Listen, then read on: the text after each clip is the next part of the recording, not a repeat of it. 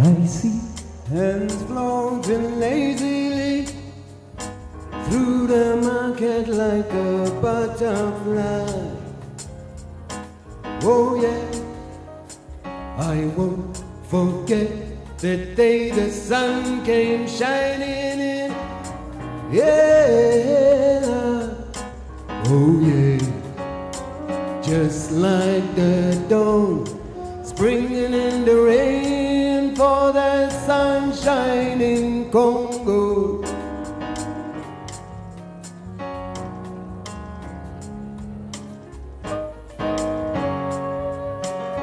Suddenly I'm walking right beside her in it anyhow.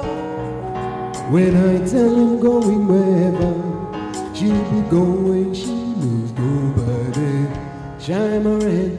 I go to carry a bag of vegetables. Go to work.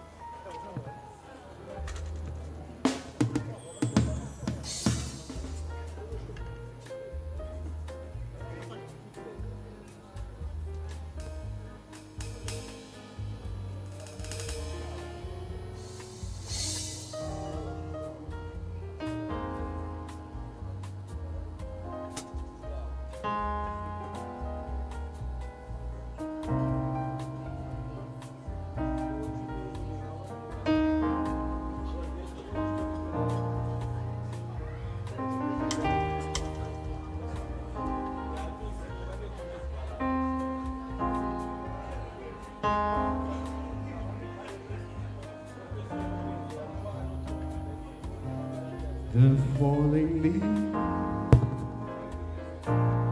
drifts by my window. The autumn leaf of red and gold. I see only the summer kisses, the sunburned hair I used to hold. The falling leaves drift by my window. The autumn leaves of red and gold. I see only the summer kisses, the sun. company I used to know.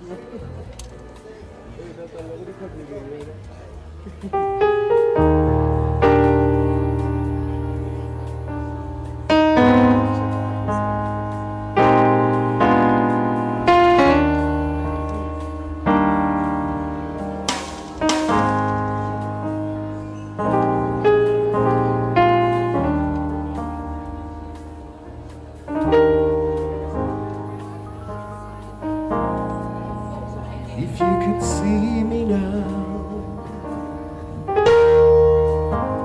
the one who said that he'd rather go, the one who said he'd rather be alone.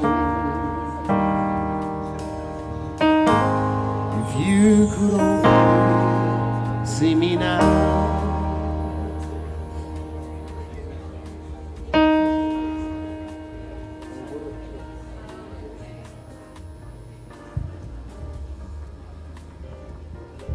Good morning, colleagues. Good morning, colleagues. Welcome to the Teaching and Learning Festival. Let's please settle down. We'll be starting shortly. Thank you.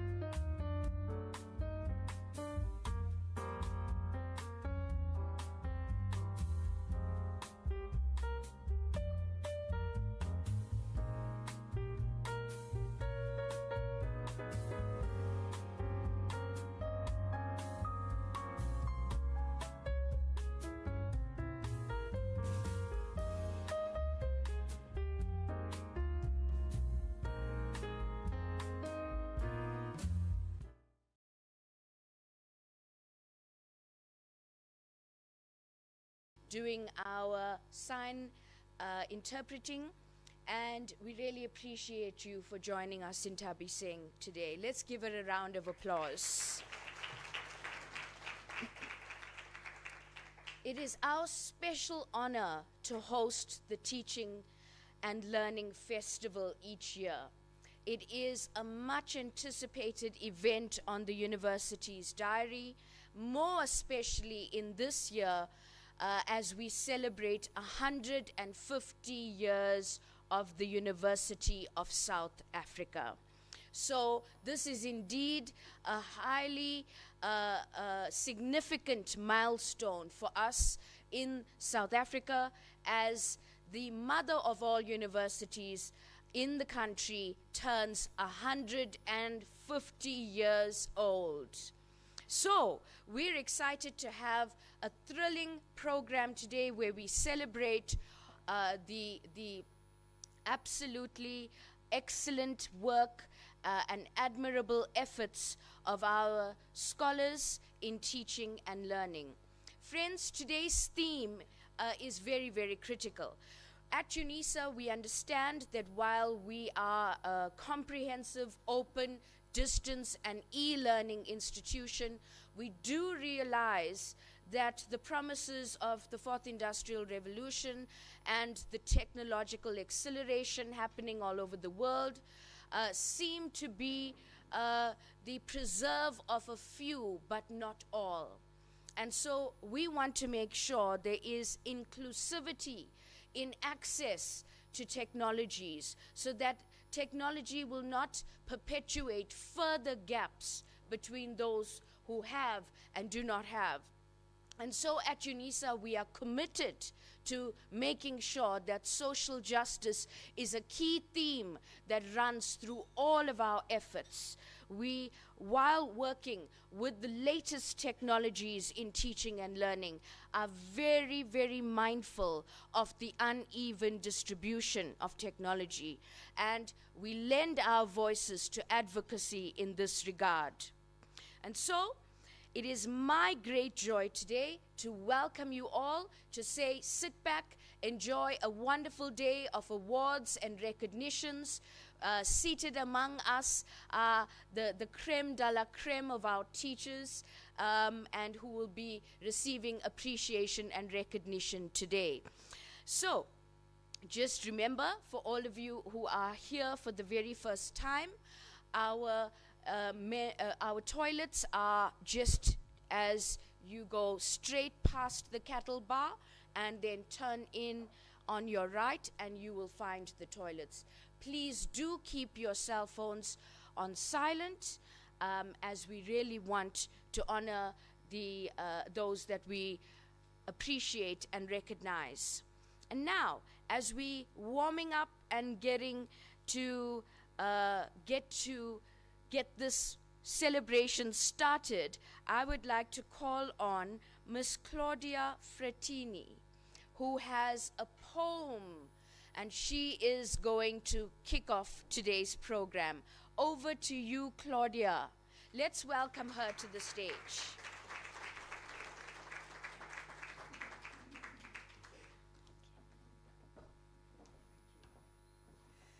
Thank you very much, and thank you for this honor. I'm not a praise poet by no stretch of the imagination. My words get plucked from the ether, and this is what they tell me. Forged in the fires of knowledge, struck in the mountains and valleys of the African landscape, the infant giant rises, child of need, child of innovation, as the tides change, ebbing and flowing on those banks of forgotten shores, the infant grows. Hammered, heated, beaten, shaped into the most resilient and hardened of steels. Sword of justice, flaming beacon of hope for those lost on the shores of distant islands. Bringer of light in a world obscured by the shadows of a growing darkness. Forget not your origins. Forget not your focus. Forget not your humanity. The giant grows, manifesting in iron and earth, baked by the constant need to know, to grow, to burn. The fire of knowledge spreading, solar flares illuminating. Earth, air, fire, water, the spirit is framed. The giant stretches her hands out, flexing sinews, muscles. The reforging begins, changing the blade, each firing, strengthening the steel, folding, striking, cooling, firing, striking. How many times can the blade be struck? How many times can steel be folded and forged? Folding, striking, firing, striking, cooling. What is this artifice of creation? What is this artifice to become? Thank you.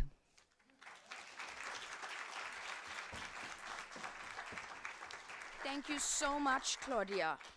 Indeed, the blade in the flame continues season after season, age after age, and we see it in this great university, the University of South Africa, a university that has always committed itself to the service of humanity and has deepened its commitment year on year.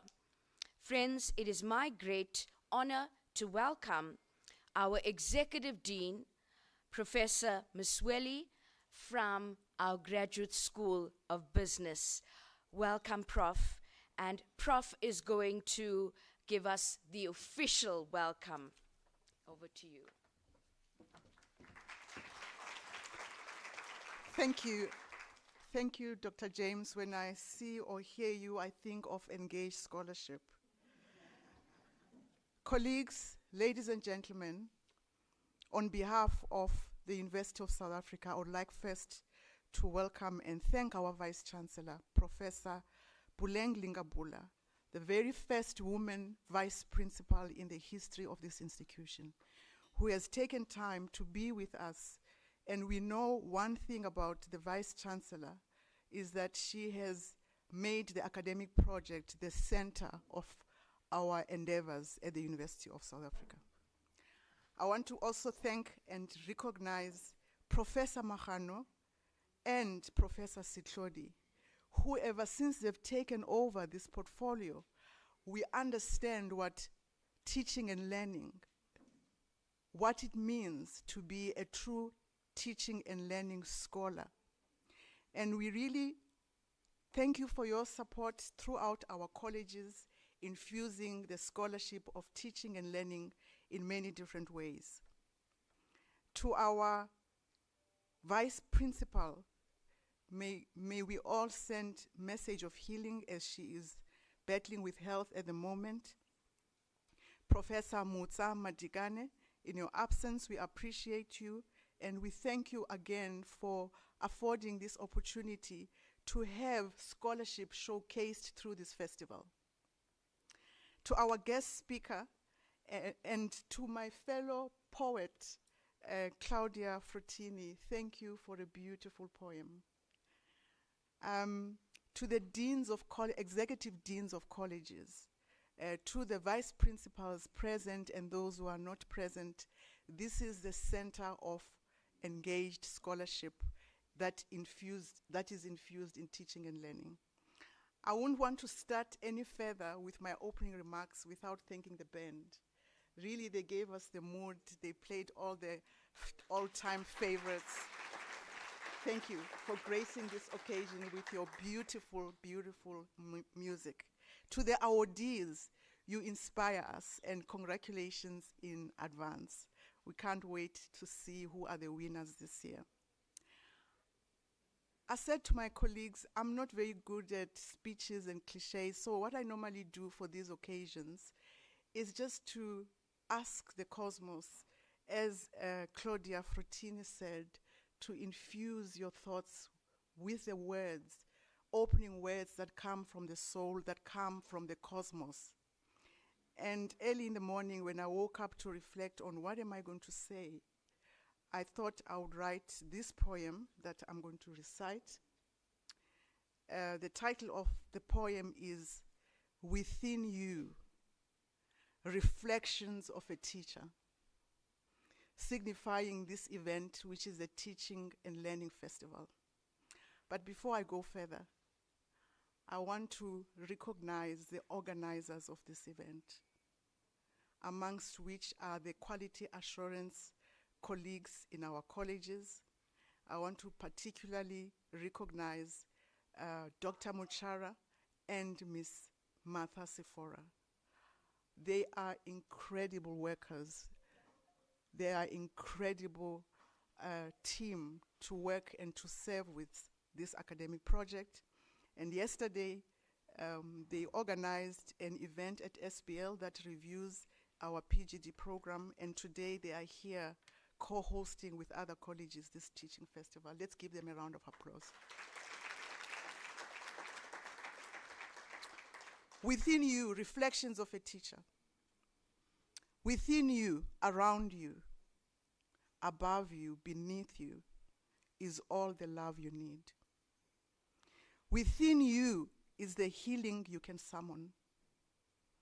Within you is the timeless, vital force to restore the balance of the container of your soul.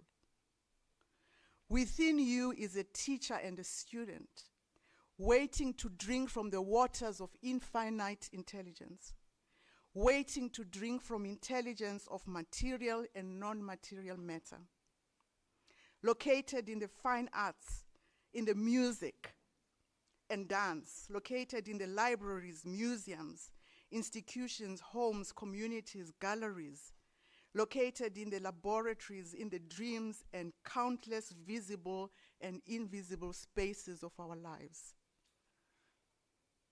Within you is a teacher and a student, located in the history and stories of humanity in the universal intergalactic cosmos. Within every teacher, there is a student. Within every teacher, there is a student. Within every teacher and student, there is completeness, layered within perfection. Within every teacher and student, there is infiniteness for our inner light to dwell in and delight in.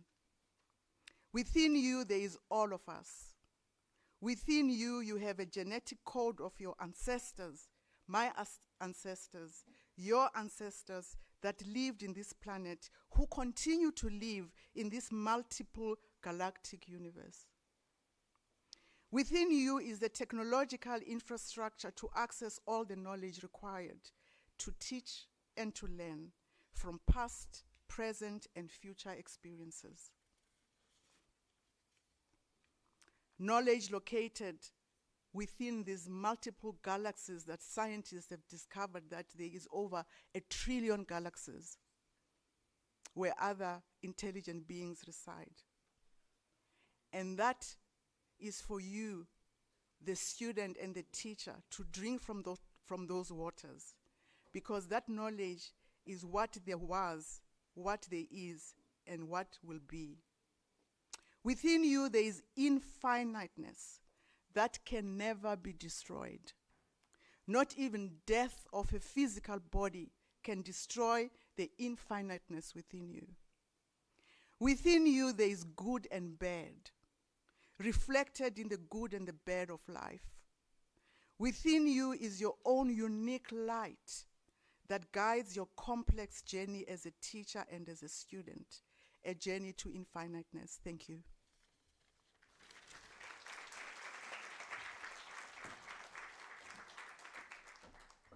Thank you so much, Prof. And also thank you for sharing your special gift with us. Within you lies the power to build and not to break. Within you lies the power to raise the next generations of engineers, of scientists, of city builders, of social innovators, and it will go on and on. What a lovely enterprise to be part of. What a wonderful community to be part of. The community of teaching and learning. It has existed since time immemorial. It has existed in ancient societies. It continues in our time, and we will see it grow into new forms across the ages. And so we really, really celebrate this wonderful festival of teaching and learning, because in the halls of wisdom, minds take flight. A festival of learning shining bright. Teachers share their knowledge wide and deep, igniting sparks in hearts that seek. Curiosity blooms like flowers in September. As students grow, they remember. Lessons woven like a tapestry grand, guiding minds across the land. In this celebration, hearts entwine, a dance of intellect, a rhythm divine. For learning's flame forever will burn, in every soul a desire to discern. And that is what our Teaching and Learning Festival is about. Friends, it is my absolute joy to welcome our Principal and Vice Chancellor. Prof has already indicated the first woman who is leading with courage and conviction and a compelling vision, taking Unisa into the next age with a vision for what will be in our world, what will happen in the next 5 to 10 to 30 years' time. A futures thinking principal who refuses to accept the world as it is, but dares to imagine a different, more just world. Let's welcome our Principal and Vice Chancellor.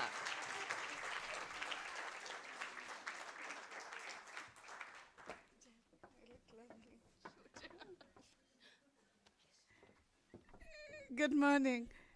There's no privacy anymore. Please, wherever you're sitting, make sure that whatever naughtiness you were planning is not visible. I found myself there whilst I was trying to hide, and so I'm alerting you, Prof. Mahanu. We will refer this to you. You have this super presence. Good morning, colleagues. Good morning. I need to hear the vibrancy, especially after the beautiful poems, but also the reflections around the gift of teaching as an expression of solidarity, accompaniment, friendship, encouragement, and contributing to the development of society. Let me take this opportunity to thank Professor Mahanu, who is representing the Vice Principal, Teaching and Learning. Let me also recognize the deans of the colleges. I see Professor Msweli, Dr. Hlongwan. This is still a secret, colleagues, but I will unbundle the secret. Professor Hlongwan was confirmed yesterday by council as the executive dean of the College of Accounting Sciences. So this is really, really heartwarming. Can we give him a round of applause? We wish you all the best and God's grace as you lead this important college that changes our society. So congratulations. I have another secret to reveal. You know why I'm revealing it? So that they don't decline the offer. So Professor Mahanu as well is not the acting, is the no Hollywood anymore. Professor, thank you very much. Professor Mahanu is now the Executive Director for Teaching and Learning at the university, and we hope that, colleagues, you will extend your solidarity and support to ensure that this university is also a site of excellence. There's more good news to share, but I won't share. You already know that Professor Dube was confirmed as the Deputy Executive Dean in the last iterations. We are doing our best to ensure that we consolidate and ensure that there's consistency, stability, and leadership within the university. So she too deserves a round of applause. And I want to, therefore, impel upon you who are sitting here, who are going to be receiving awards, never to fear to raising your hand and never to fear to leading with courage, commitment, honesty, and contribution to our society in the global arena. Because if we don't do so, colleagues, we constantly find that a lot of people will lose the energy, the excitement, and the morale. And ours as management is to create an enabling environment for you to flower and flourish in your leadership. So I needed to re-emphasize that so that you don't think, why didn't I apply? You have the right to apply. You have the opportunity, and we encourage you. The second aspect that I thought is important, Professor Mahanu and colleagues, as we discuss these aspects of teaching and learning, Program Director Dr. Genevieve James, is the fact that the University of South Africa creates opportunities for us to engage in, not only in the local context, but in the global context. 2 weeks ago, I hosted 42 vice chancellors from Brazil, different universities, a country similar to South Africa in the global south, but with aspirations to contributing to the global arena.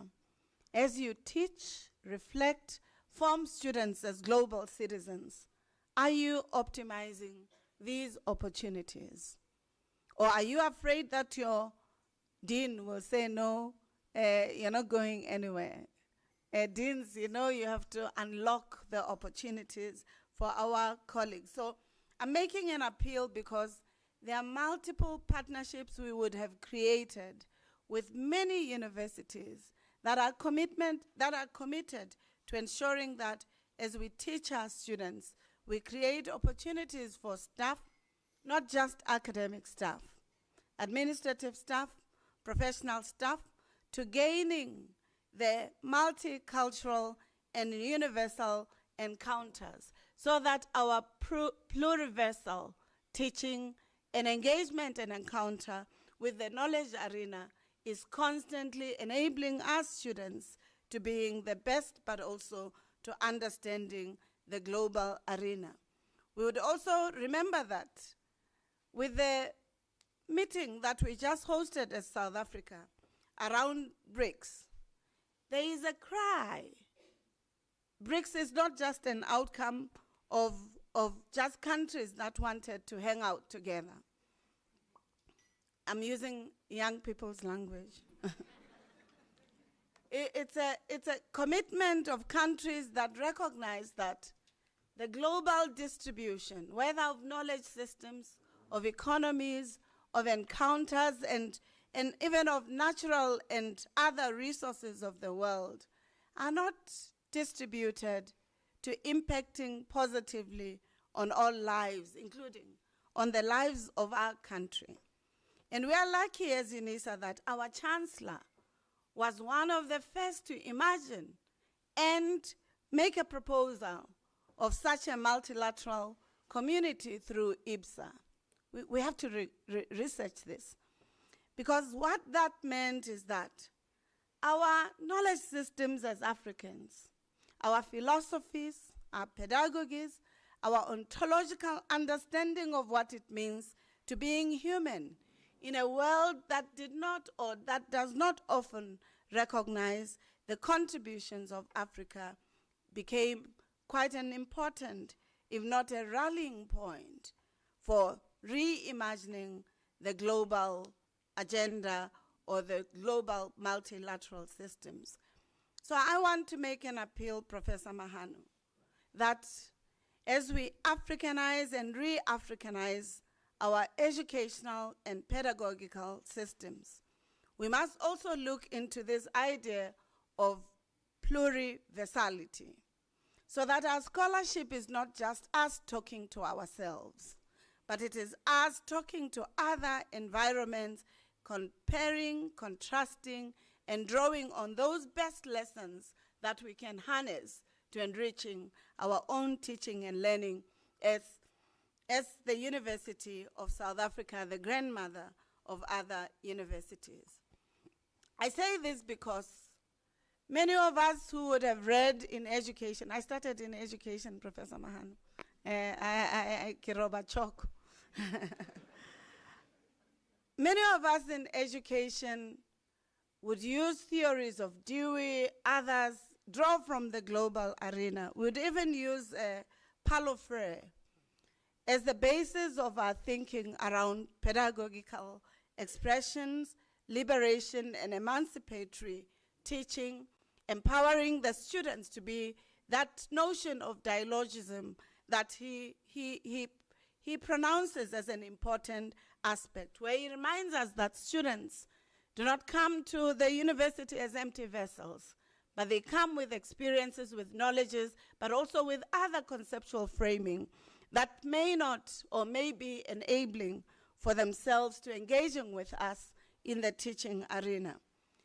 But we forget that for Paulo Freire to strengthening and developing this particular theory that many of us cite so often because it coheres with our aspirations of our countries, of our own teaching, of our own requirement for self-determination, we forget that Paulo Freire had to immerse himself in the scholarship of Amilcar Cabral to the extent of spending time in Guinea-Bissau to ensure that he understands what does it mean to fight for liberation as a country in philosophy, in theory, and in knowledge.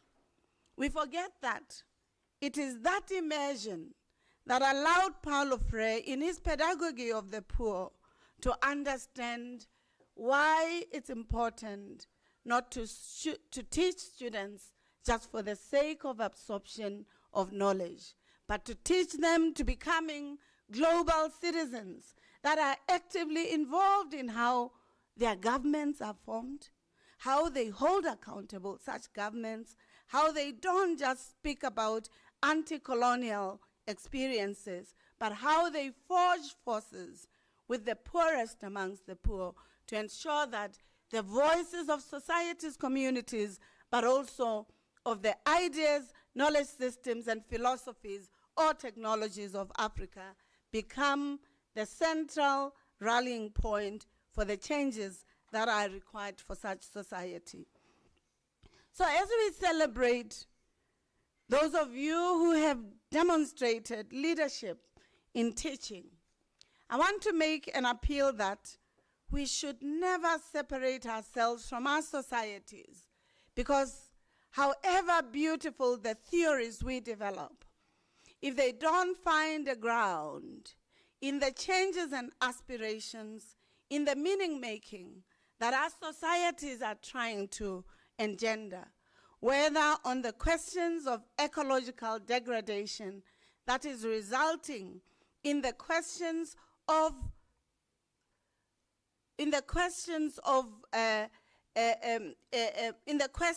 degradation of no food systems, of food sovereignty, food security, and the contestations of such, of issues around the challenges that we are having. We had floods in Morocco.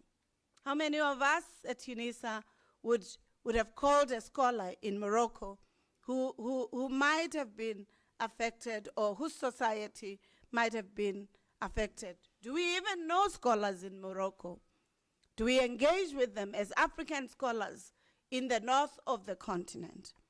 How many of us would have interacted with the Libyans who are not just dealing with the challenges of a country that was independent, that had the sovereign wealth, when the countries in the north and in Asia did not have the sovereign wealth, because there was an imagination of an independent Africa that must respect itself before it respects the others? How many of us would have gone to and look into Asia, where the floods, because of the climatic changes that are affected by these consumer cultures that have stolen our world and which have created these challenges?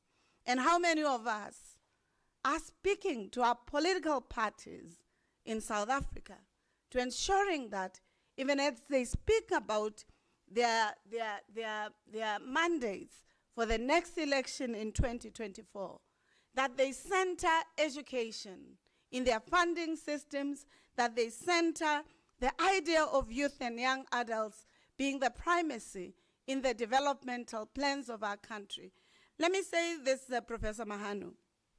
The Statistics South Africa, reminds us that in a country where 7 million youth and young adults are looking for opportunities so that they can contribute to the country, the continent, and the world, that we as universities are only able to account for 1 million of those.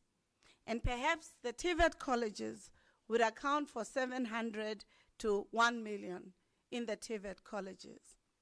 What happens to the 4-5 million? What happens to the 4-5 million and the 4 million that have lost hope in looking for jobs because they either do not have the educational resources or the opportunity? I want to appeal to us that for us as the University of South Africa, we shouldn't just look in theorization if we are not interested in how its utilitarian value and transformative impulse, or even the liberation impulse, would be articulated. I want to appeal that it is this university that gave the opportunity for learning to prisoners to liberation heroes, the prisoners in the different prisons of our country who would have been kept there because they were fighting for the liberation of this country. And that's an invitation for us at all times to remember that our liberation heroes, whether Mandela or Justice Moseneke and others who studied through Unisa, they did so because their aspirations were not just for themselves and their families, but they did so because they wanted a country that was free from apartheid, that allowed the democratic dispensation, and that allowed education to being the change system that we require.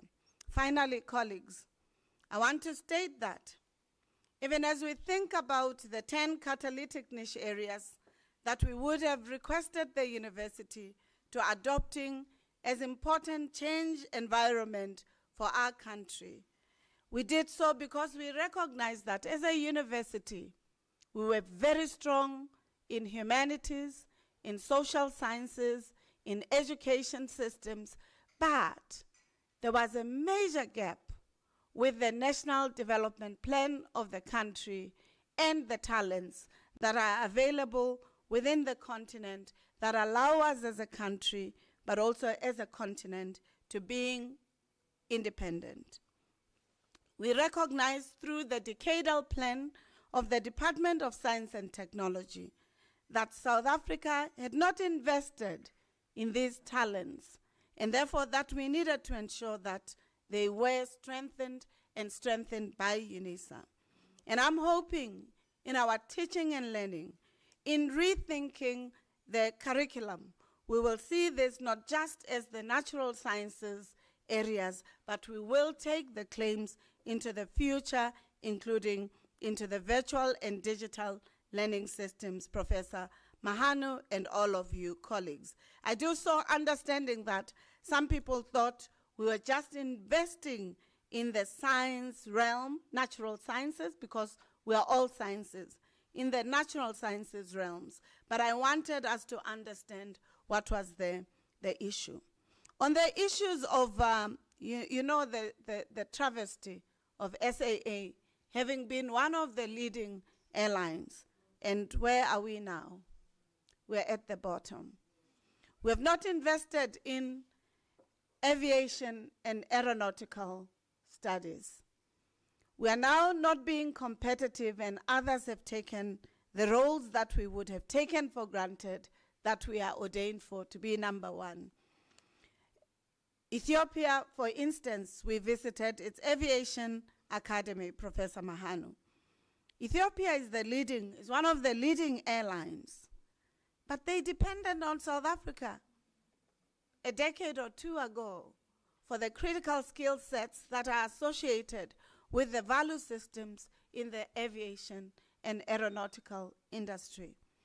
I'm telling this story, colleagues, so that you can understand if our Minister of Finance says the country's fiscus is going to be contracting, that we may be affected as a university, that we therefore must read the signs of times and look into these areas that also help us to harnessing the economic systems through our teaching and learning and research so that we can transform our society.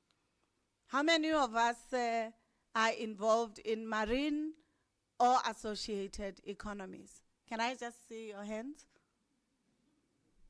Who knows somebody like you, checking your table, who has a ship or even just a boat?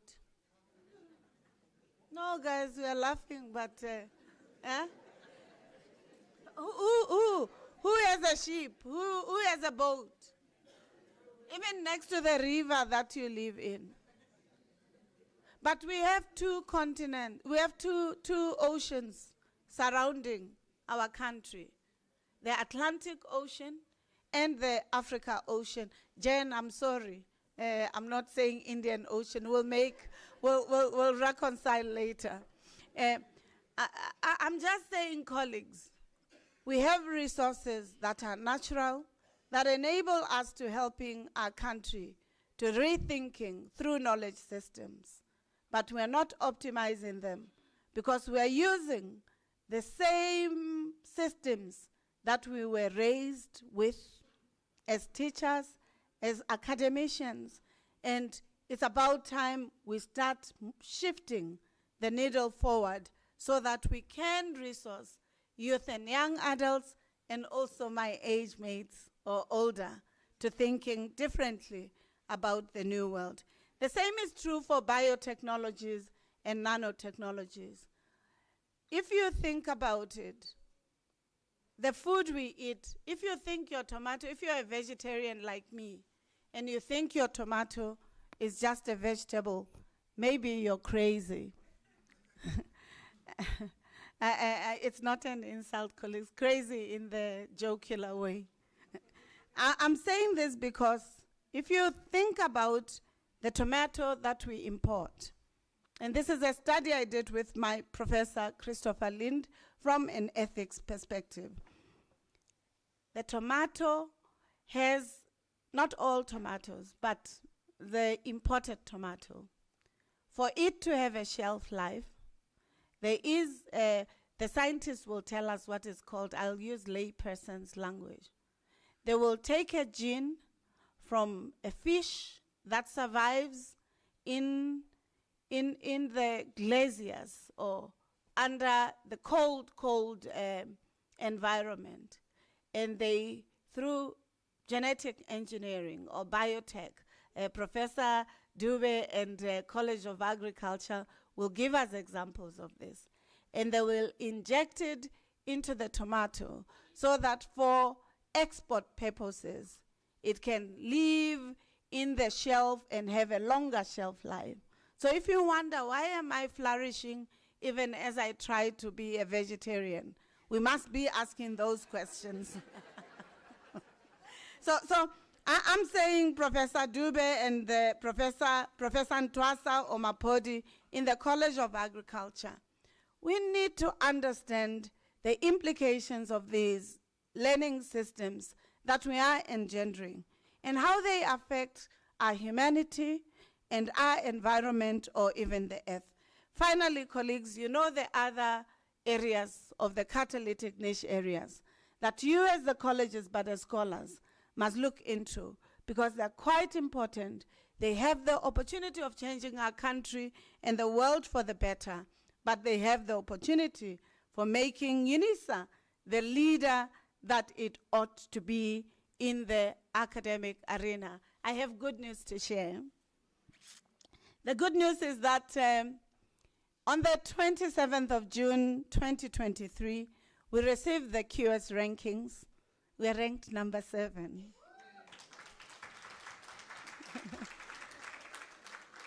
Why? It's because of you, the professors, the teachers, the researchers, the Unisa committed academics, and the supporting environments that constantly aspire to being the best that you are.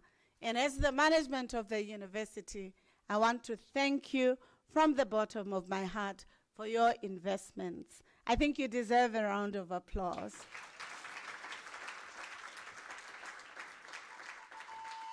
Yes, as though you guys were not even aware. In August, we received from Webmetrics the results that you are also number 7. So there's an improvement from Times Higher Education because Times has ranked us number 8 and the World University number 10. But Webmetrics, like QS rankings, and QS is Shanghai's very respected rankings, they are objective and they use data and they analyze this. Webmetrics also centers you at number 7. I think it desire, yes. Colleagues, we should be appreciative because we are moving from below 10, 13, 15, and 12. And now that we're making this progress, Professor Mahano, I think we should, at least in the next 2 years, work towards being in the top 5. If we do so, I think the monkeys jumping up and down may not have the opportunity to jump up and down. For those who want, there's a scriptural text that says, for those who want to hear, you will hear what I'm saying. But if you don't want to hear, it's also okay. Then the best news, colleagues, we just received this, is the fact that the top 500 companies has located us as #1 university in the management and fiduciaries around the matters finance. Top 500 companies, we are #1 in the university sector, and I think this is quite a good and important affirmation. I think it's quite important because these are evaluations that are similar to the evaluation that the Council of Higher Education, our own statutory structure, has located Unisa.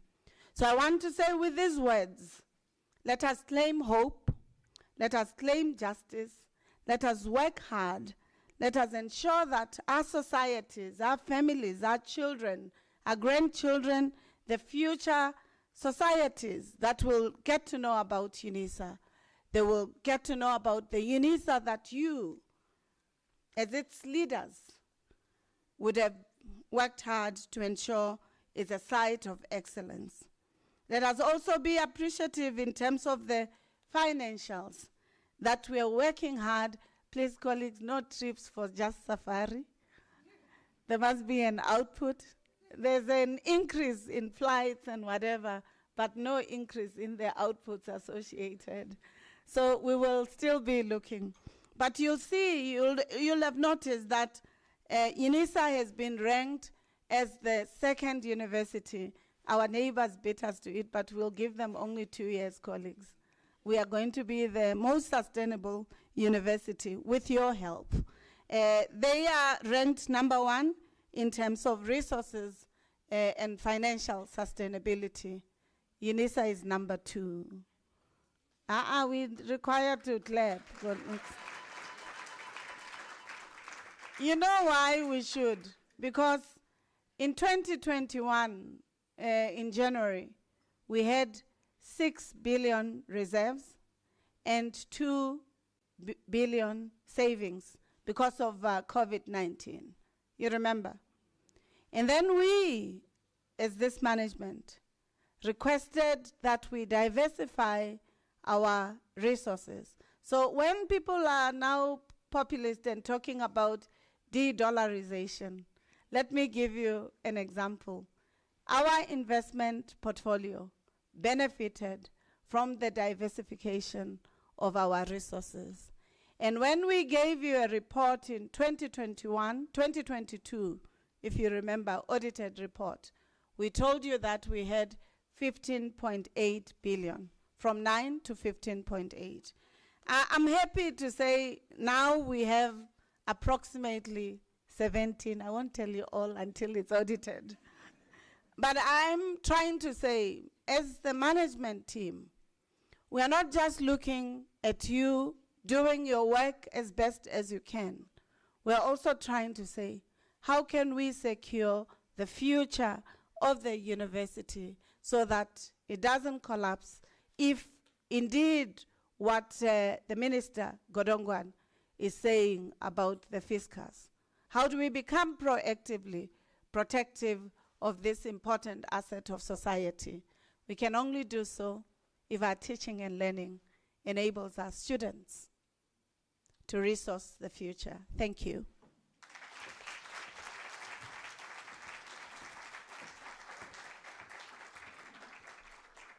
And that's how it's done, ladies and gentlemen. That's how you lead the university from the front.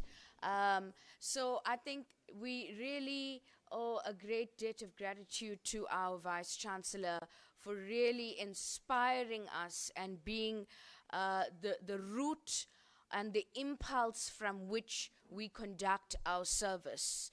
And our Vice Chancellor has encouraged us to think and dream big, not to be high on ideology and low on delivery. We've also been encouraged to view the world as a place full with diverse knowledge heritages that we could learn from and reflect on, while at the same time being proudly African and reflecting on the rich knowledge heritages of our continent. Our Vice Chancellor has inspired us to go out and do great things, to look at the world and ask, why not? Why can we not have this? Why can we not move in this direction? Not to hold ourselves back and believe that we are tied to a tree when actually we've been set free. And so this is a great inspiration to us. And I want to say, VC, we are with you. We want to see your vision become a full reality, and we support the renaissance of our continent and the positioning of our scholars on the global stage to be the best that we are all over the world. I'd like to now call on Professor Machano, who will be speaking on behalf of our Vice Principal, Teaching, Learning, Community Engagement and Student Support.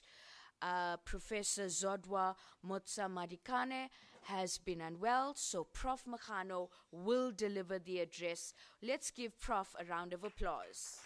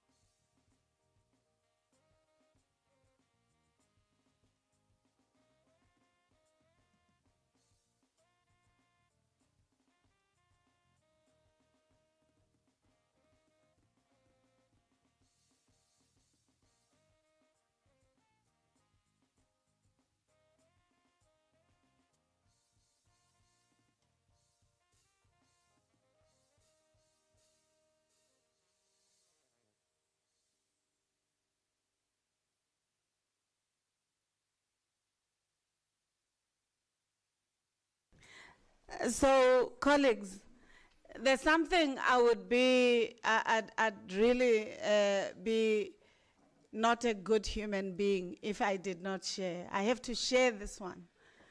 So amongst us, we have a professor sitting next to Meka Mulane. You should look at her, colleagues.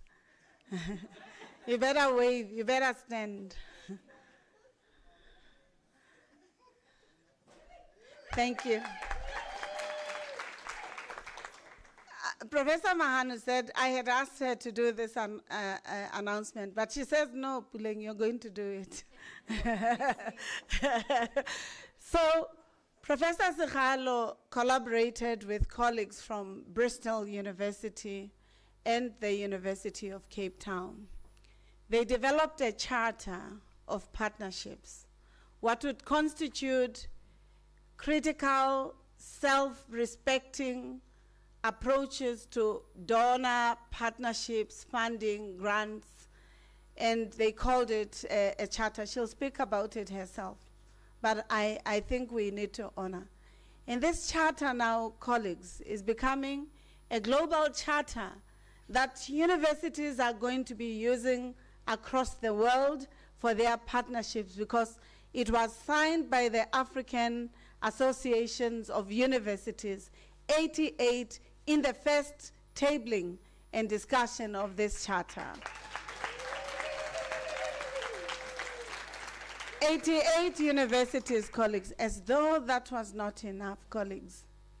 Now, Times Higher Education and Australian Universities, Association of all universities in Australia, will be signing this charter in its forthcoming meeting next month. I want us to be appreciative. So when we say, colleagues, don't be afraid to go and say ni hao, or don't be afraid to go and say kalemera or annyeonghaseyo or bonjour. We don't want to clip your wings. We want you to fly to as far as you would like and as your dreams allow you, because it makes us proud. Through that initiative of hers, the College of Agriculture is going to benefit from a partnership that we're going to have with Bristol to setting up a veterinary school. I think this is what we need to share, and not, you know. So please know, if you have a major dream and you want the support of the university, you're welcome. She just landed in my office without invitation with these colleagues from Bristol. And when they told me what they wanted, I said, we're supporting it as Unisa. We're rallying behind it. When we did that, we did not know that it would now become a global resource that scholars elsewhere and in our country are learning from. I'm just encouraging. Please know Professor Mahanu and her team are willing to help you fly. Thank you.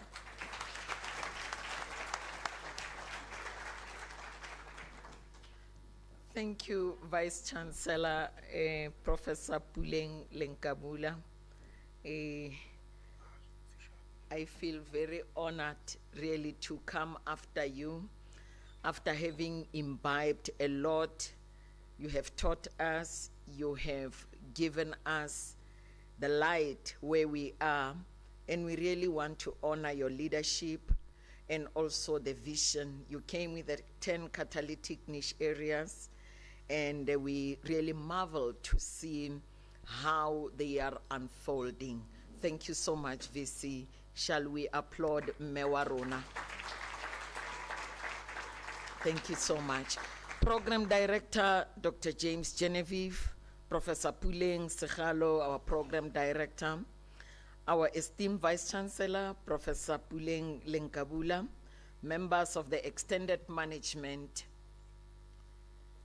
the executive deans and deputy executive deans present here, school directors, CODs present here, our academic staff and support staff, I just want to say I honor also all the colleges that organize this event: College of Accounting Sciences, College of Economic and Management Sciences, SBL, our esteemed participants and our Ds. All of you are winners today. I want to say we honor you for taking the flag of teaching and learning so high to prepare those portfolios of evidence, 25 pages. Shall we applaud them even if... I'm a teacher by profession, so when you love teaching, to me you are my friend, no matter what. I'm a teacher by profession, the despised profession, but the profession which has given birth to many careers. Hence, I cling unto it like it is the only source of life, because the doctors come from the hands of a teacher. The engineers come from the hands of a teacher. Even when we go to some of the colleges, they say, you want to make us teachers? This is the most noble profession you can ever think of. For you to be able to say, I eat porridge, it is a teacher who gave you that vocabulary. Shall we applaud the teachers? Yes. On behalf of Professor Mutsa Madikane, my line manager, I want to say we wish her a speedy recovery where she is, and we hope she will be joining us soon, even tomorrow, because teaching and learning is so dynamic. Thank you, Prof. Mutsa Madikane, for giving us this opportunity of having the Teaching and Learning Festival face-to-face on campus, seeing the colleagues that we didn't see a long time. People die because of isolation and loneliness. But when we come together, when they beat you yesterday night to tell your colleague, so separation is very dangerous, colleagues. But when we interact, even in our stresses, we are able to come out of that depression. Because somebody said, Kuzolonga, dit sal reg wees. Sterkte my suster. Ons is ook in dieselfde situasie. Ek is 'n Afrikaner, né? I want us to focus on the theme of today, as it is saying, embracing the fourth industrial revolution, pioneering open distance learning. There is a paradigm shift which was propelled by COVID-19. Although Unisa, we were on track because we were having the E in our model of operations. There's a need for critical transformation that our institution must undertake to secure its place in the rapidly evolving landscape of education. And thanks to the VC who said, while we are transforming, we must not forget the people on the ground. We must not forget the reality and the context in which we occur.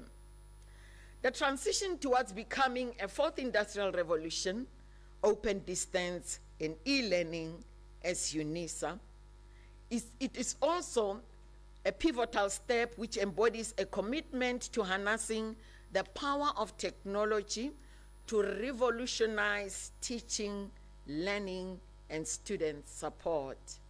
How do we do this as Unisa? We are saying revolution is no longer an option, but an imperative for educational institutions seeking to prepare students for the challenges and opportunities of the 21st century. And we have our learning management system, which is a vehicle that is helping us to facilitate learning and teaching. We have the proctoring system, which has caused an uproar amongst the student body and our academics. We have an owl there with the big eyes, which is watching me as I'm writing my exam in Alexander Township in Lusikisiki, which is saying, you are making noise. We have the Turn-It-In, utilizing the postgraduate qualifications. That is also ensuring validity of whatever that I'm doing and the integrity that we need in our students' work. And also as academics, we should be proud to say we are globally competitive when we look at our graduates that we produce. I want to go on and say we have been pushed to the limit by COVID-19, and we were forced to translate and to change rapidly in everything that we were doing through technology, communication. Teams was on our desktop or on our laptops, but we never utilized it. Then 2020 came. I was still a tuition manager then. We stayed from home from the 26th of March. On the 3rd of April, I was supposed to chair a college teaching and learning meeting. I didn't know how teams work, trial and error. I think I can do this, click here, and then called my sons, hey, come here, help me. What must I do here?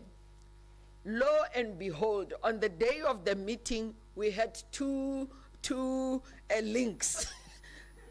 The other team was on link 1, the other team was on link 2. But the meeting went on. Then we said, oh no, switch on your phone so that you can hear us in this link. That was how ignorant we were. Teams was there, but we never utilized it. Thanks to COVID, though it was a disaster, it caused many calamities, but it pushed us to the limit to say you can utilize this tool. Going forward, I want to say, as an institution we have advanced. We are now thinking AI, we are now thinking of networking, and there is a strong collaboration that is coming with the other universities which use the modality of open distance and e-learning. Let me commend the College of Agriculture and Environmental Sciences. You know the reasons why I start with agriculture. No? There are colleagues in this college who are currently licensed in using the drones. Shall we applaud Kais? I start with Kai. This shows how we were moved from our comfort zone to start to explore other means of technology so that our teaching and learning, our research and engaged scholarship is globally competitive. And they are going to do a lot with those licenses, and many more will come so that we utilize the drones when our students are out there also doing work integrated learning. Let me come to the sister college, that is the College of Science, Engineering and Technology. We see on the screen there is a solar car which was able to compete with other universities moving from Gauteng to Cape Town. This solar car was not developed by the BEng students, but was developed by the diploma students. Shall we applaud CSED for that? Now, who else is still saying, as Unisa, we cannot train engineers? We are highly competitive. I'm not sure about the number that we got, Professor Tube. What position did we get in this competition? She will tell us during tea time. But our car moved from Gauteng. Position? I'm saying we did it next is an aeroplane. Oh, okay, yes. The next thing, it will be an aeroplane. Thank you very much. So the next item that we should be looking at is we are technologically advanced. Our academics are NRF rated. Our students will be employable. Why? Because of the creativity. When you look at Bloom's taxonomy, the last level is how creative are the students. They were able, as diploma graduates or students, to produce a solar car. What more does industry need if they are able to do theory and practice? Recently, in the unit where I am, I'm still acting, ne? Yeah. Where I am, I don't have the letter, Prof. Yes. Okay. Apologies, Prof. On the 26th of August, in the DTSFL, we moved to Heaven and Gate Scholarship Project, Dr. James Genevieve. We called 900 teachers across provinces. They were in ZK Matthews.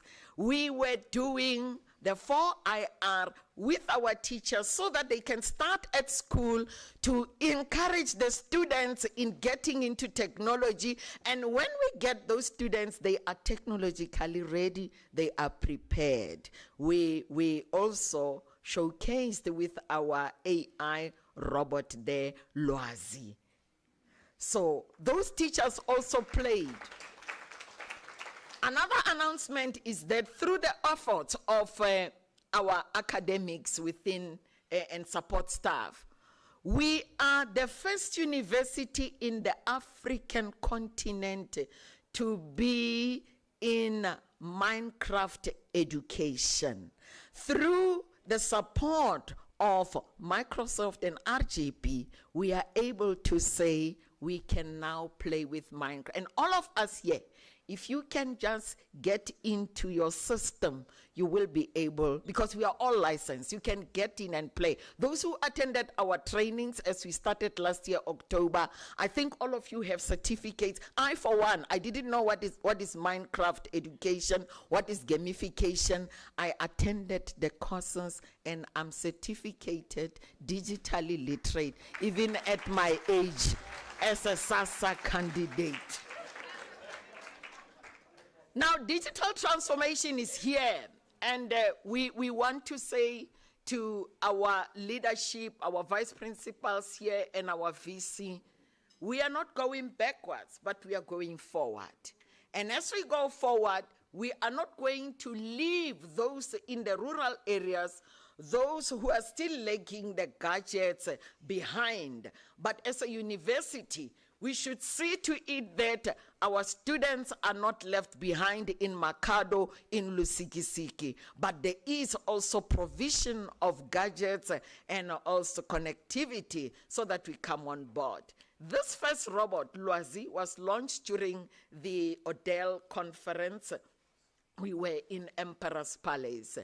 It will serve as a way of student support. I think we have some billions, Prof.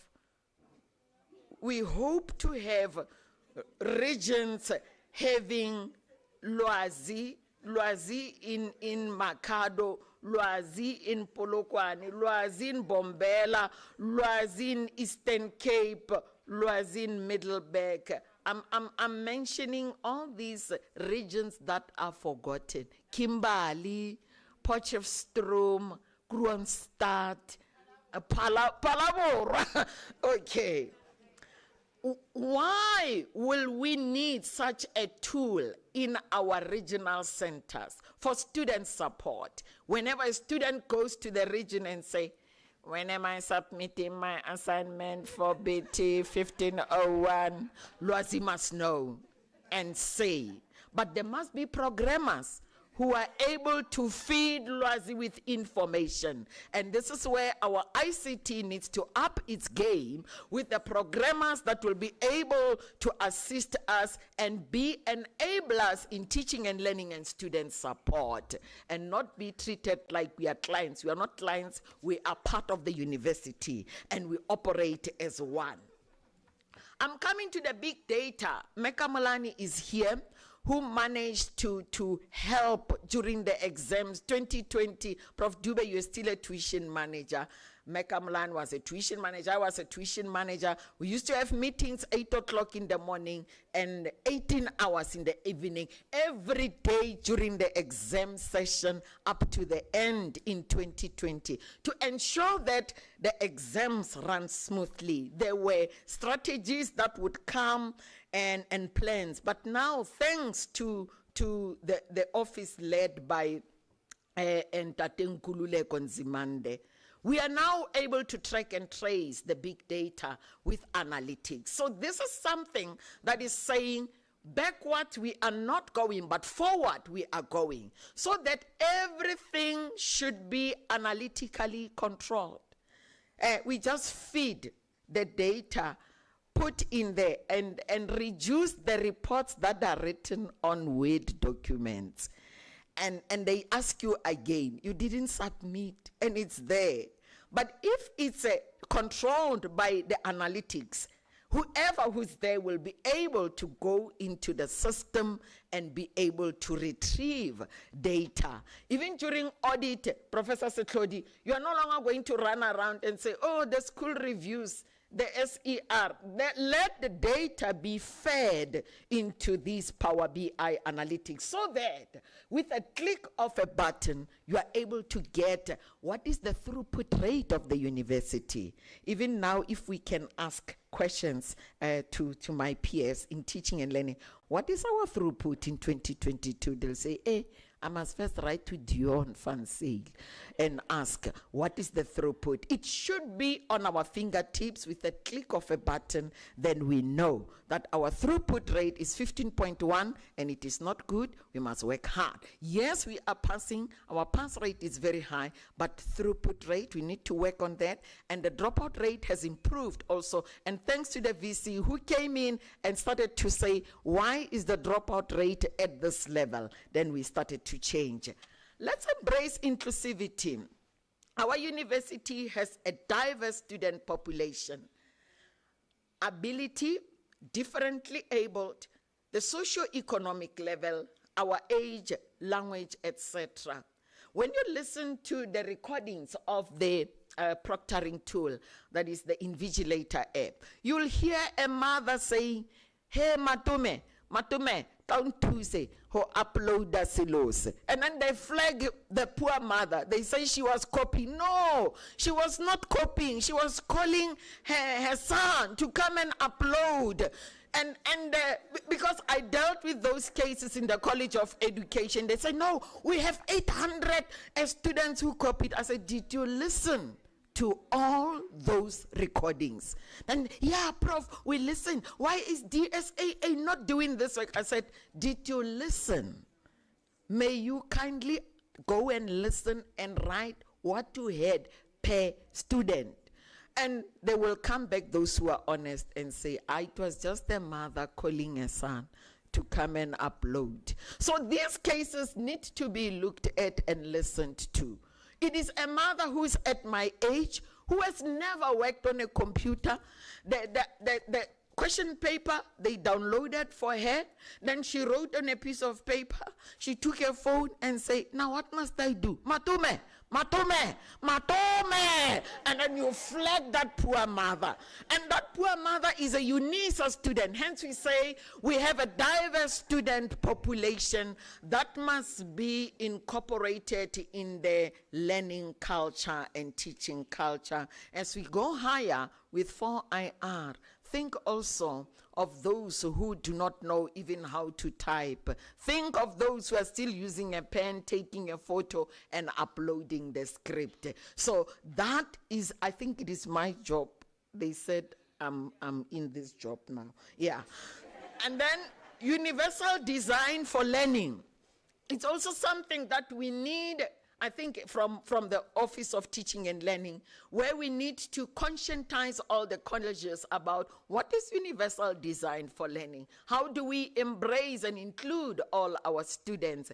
And with this awards, I think most of the participants are going to tell us how they support the students, how they accommodate the student. And there must be access for success. We talk of RPL. Yes, they may gain entry into the university, but we must make sure that they exit with good results, not the board answer sheet or a script, but they must have passed and they must be able to stand in the whole world globally, be in competition with their peers from other universities. I'm saying this because I'm a product of Unisa. And VC, let me just tell you my secret. I think you saw me for 4 weeks, I'm wearing these clothes. I took a positive offense to say I was scared to go to the mall wearing a t-shirt of Unisa for years. But I think 4 weeks back, as I read the newspaper, the article written by one of these, you know him. I said, it is high time that the Unisans stand up for Unisa. I will not write, I will not go on Twitter or social media, but I'm going to wear the Unisa uniform boldly so, and when they ask, I will say, in 1981, I was a first-year student at Unisa, and I passed my BA here, I passed my honors here, I went to UP for masters, I felt not at home, I came back to Unisa for my PhD, and thereafter, after PhD, I said, I need something else because I was now in the corporate world. I said, let me study a certificate in business management. So Unisa made me who I am. Why should I be shy? No. The terminology that I know, the words that I know, the epistemology, the ontology, I was taught by Unisa. Therefore, I will stand up on the mountain and say, proudly so, this is my university. And positive offense, I will not go on Twitter, sorry, but if they ask me at the mall, you work at Unisa, what is happening? Good things are happening. We are number 7. We are number 1 financially. Good things are happening at Unisa. The College of Education is producing 50,000 students globally and also nationally. We are the highest producers of teachers. We are the highest producers of chartered accountant. You may say you are 100% producing chartered accountant, but you have 3 students. That is not 100%. But let's come to Unisa. We have 139 students annually who are passing in CA. What did your university do?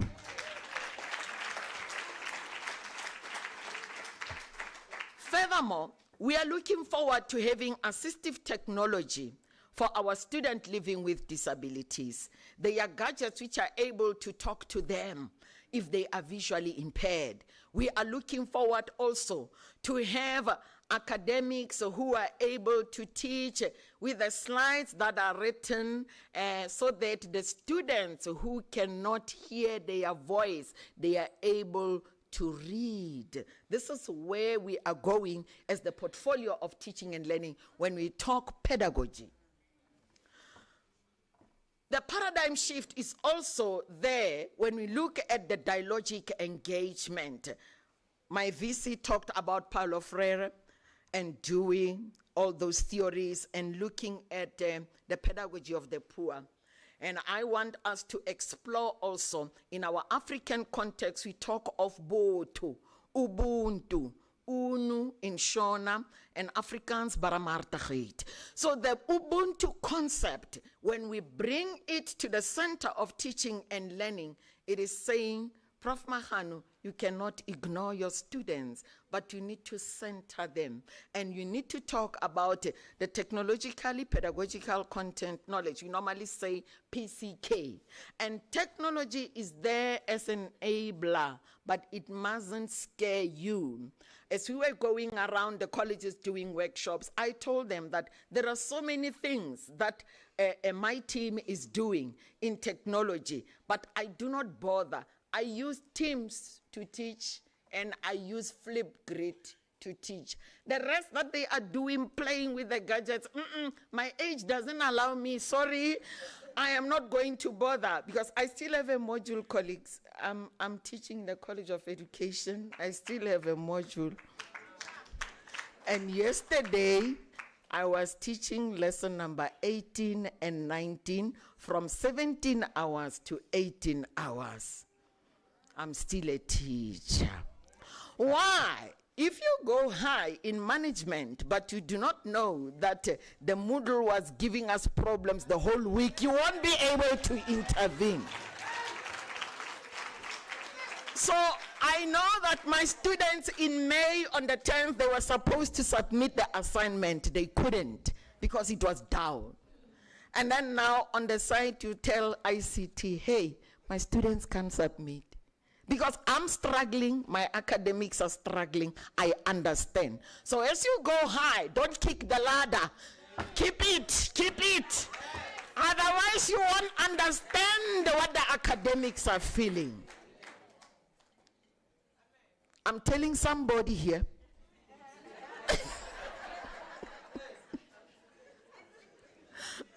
So I'm using the PCK, that is the pedagogy, the science of teaching and learning, art and content. I'm still in psychology of education. If you look at my signature, it is still saying a professor in psychology of education. That's who I am. If I lose everything, I still remain a full professor in psychology of education.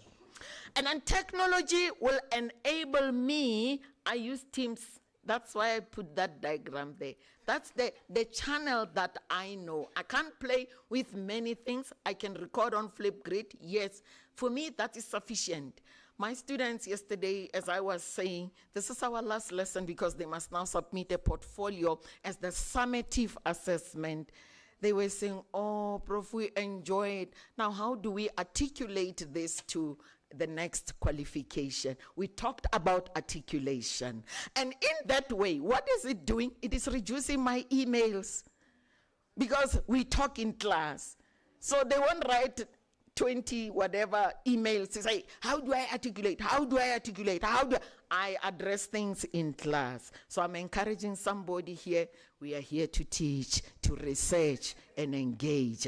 There's dialogue in peer learning again. These students form groups. They become friends. In 2013, as I was still in the Department of Psychology of Education, I was supervising 18 students because there were few professors. You remember Dr. Maseko. And I grouped them in an email. I grouped them. Why? Promote peer learning. I call them promote peer learning. When you promote peer learning, less problems for you. Then they start to engage amongst themselves. So those are the character traits. In closing, program director, Professor Meyiwa, you are here as a scholar, as a research VP. In teaching and learning, I saw that most of our academics who love teaching and learning, some do not publish. In 2018, while I was still a tuition manager in the College of Education, I did a global ethical clearance to say, colleagues, let's become scholars in teaching and learning. It is still alive. I resuscitated it 2021. It will come to an end 2024 around June. Papers started to come out. Why? They realized that there is a scholarship of teaching, discovery is research, application is Dr. James Engaged Scholarship. I can proudly say, I'm going to put one colleague on the spot here. I hope she's in this room. Professor Piera Bikat, we were going to fifth floor in Madigizela Mandela building. One Friday a month for 2 hours. One Friday a month for 2 hours. Just like that, promoting SOTOL, the Scholarship of Teaching and Learning. Currently, most are professors, and Professor Piera Bikat is one of them, C2 rated scholar from teaching and learning. She's writing from her teaching and learning. So this is what we should be promoting. You are winning today. There must be a paper out of that. If your student support, there must be a paper. Why? You cannot teach and not research on what you are teaching. There must be that pedagogy. There must be that scholarship so that you improve on what you are teaching.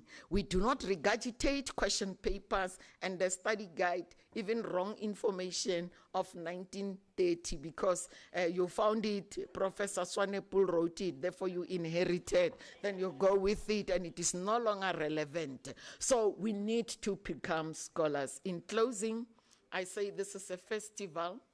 I'm going to quote the words of Steve Jobs.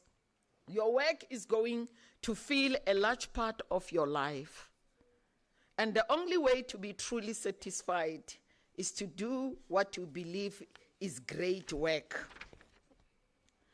Is to love what you do. If you haven't found it yet, keep looking. Don't settle. As with all matters of the heart, you will know when you find it. I found teaching and learning, research and engaged scholarship. In everything that I do, I teach, I research, I engage on it.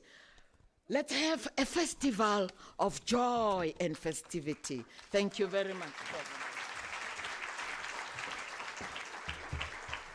Thank you so much, Professor Machano, for sharing your great exploits with us and the great exploits of this university in teaching and learning. Indeed, we look forward to the dynamism that has come through this new era of techceleration, and we also look forward to reflecting on its implications across diverse contexts in our country. I was quite struck by the Basic Education's infrastructure report, which showed how many provinces are without ICT-enabled teaching and learning in the basic education system. It is really a perilous condition in the country. And the students of the basic education system come into our system, the post-school education and training system. And so when we look at throughput in our system, we cannot look at it in isolation. It has to be looked at against the wider backdrop of the national provisioning. And I can tell you, we have a long way to go. The struggle is far from over. It is not yet hururu. We need to continue to press on until we have social justice in the equipping and availing of ICT-enhanced teaching and learning across the land, across the education system. Please do have a look at the infrastructure report. It is a damning report of the state of ICT-enabled teaching and learning across the country. More especially, we are seeing that entire provinces are sitting with such high percentages of a lack of infrastructure, a lack of devices. And so we all need to mount a collective advocacy campaign to address this. At Unisa, you can see, as Prof. Machano said, it is forward we march, never backwards. Forward to the new technologies, forward to making access and success possible across the land. In fact, I'd like to say to our vice principals and our VC, on the horizon is the doubling of the African continent in terms of population. We're going to be, just in a few years' time, heading into well over 2.4 billion across the continent. I think it's a great opportunity today, now, to develop the ICT systems for us to massify and be able to provide for this over 2.5 billion across the continent. But we need to act now. We need to seize the opportunity now to develop the systems and structures in order for us to be able to deal with this growth in the population. And that's how it is at Unisa. We've got our leaders who are always scanning the horizon and looking for how best we can create the systems and the structures we need now so that we can also meet the challenges of the years to come. So a big round of applause to the teaching and learning portfolio, to the teams, to our executive directors, our vice principals, our deans for your work, to all the scholars across the colleges for your efforts. Now, Ntabi Singh, needs a little time out. She's been at it since the morning. And so before we give a momentary pause to us all to stretch our legs and have a little break, I would like to ask one question. No, two questions. And there's going to be...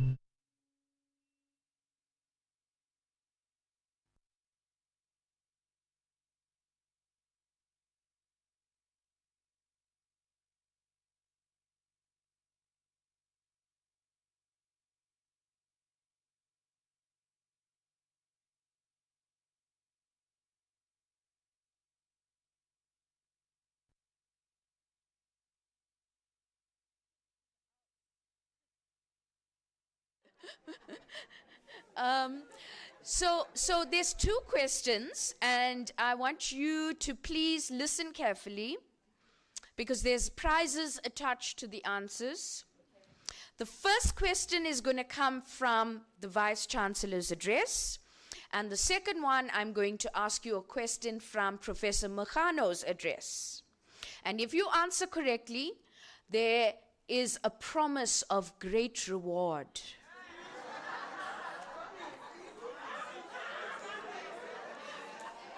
You know, we believe in promises.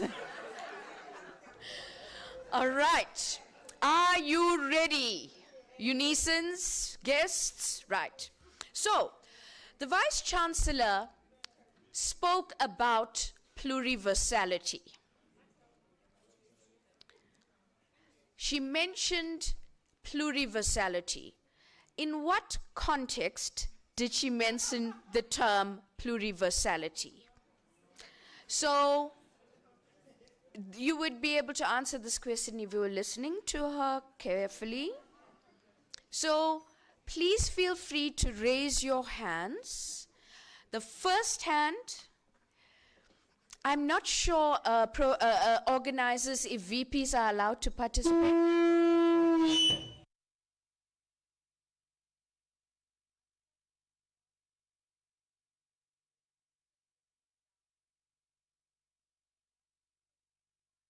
Who is not sitting on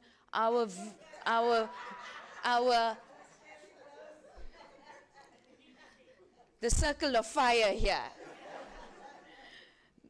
So let's look.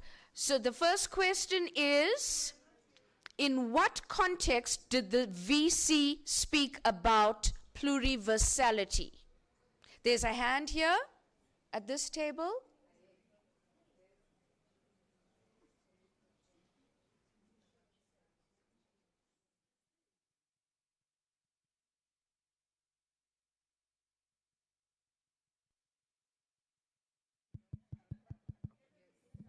Okay.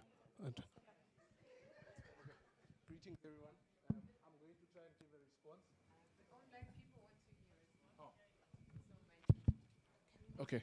So my understanding of what the VC spoke about when she was speaking about the pluriversality of knowledge, it is recognizing the legitimacy of knowledge production or the diversity of knowledge production within Africa amongst other places as well. So there does not exist an absolutization of knowledge production. So yeah, so that's what I understood.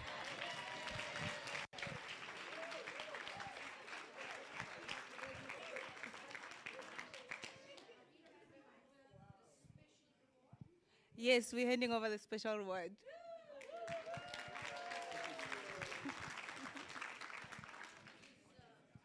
Well captured, and VC, our people are listening. Great stuff. Now, a question from Professor Mokgano's address. Prof. Mokgano mentioned the Turnitin system. First hand to explain, what does Turnitin do for us? Yes.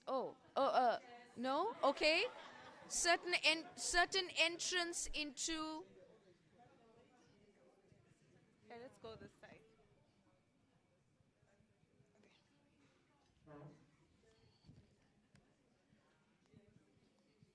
What does the Turn-It-In system do for us in teaching and learning? It's a oh, I don't like that. It's a text matching software that ensures that tries to ensure that the work that is handed in by students are indeed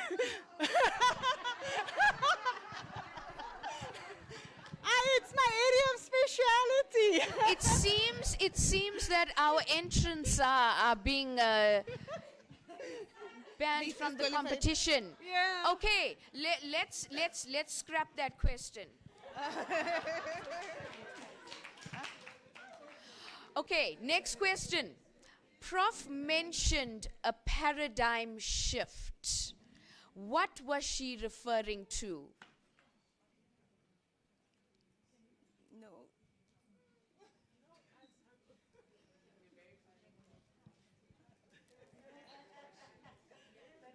Are they answering?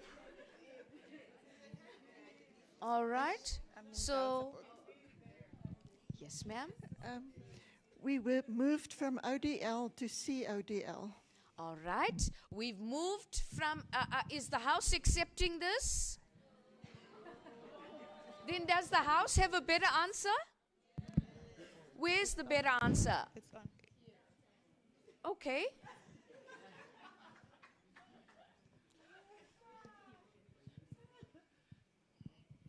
Okay. The paradigm, my understanding was with regards to the theories that we are using and promote our African theories. So there seems to be some contestation here. Okay. There's think, another one. I think Prof needs to adjudicate. Prof Bacano. Right? So, Prof, when you hear what really encapsulates, I think you call time. Right, let's take a few more hands. Here's one. Yes, ma'am. Oh, okay, I'll make it short. I think Prof was referring to the fourth IR and artificial intelligence and readying our communities for digital divide, that everyone must be ready.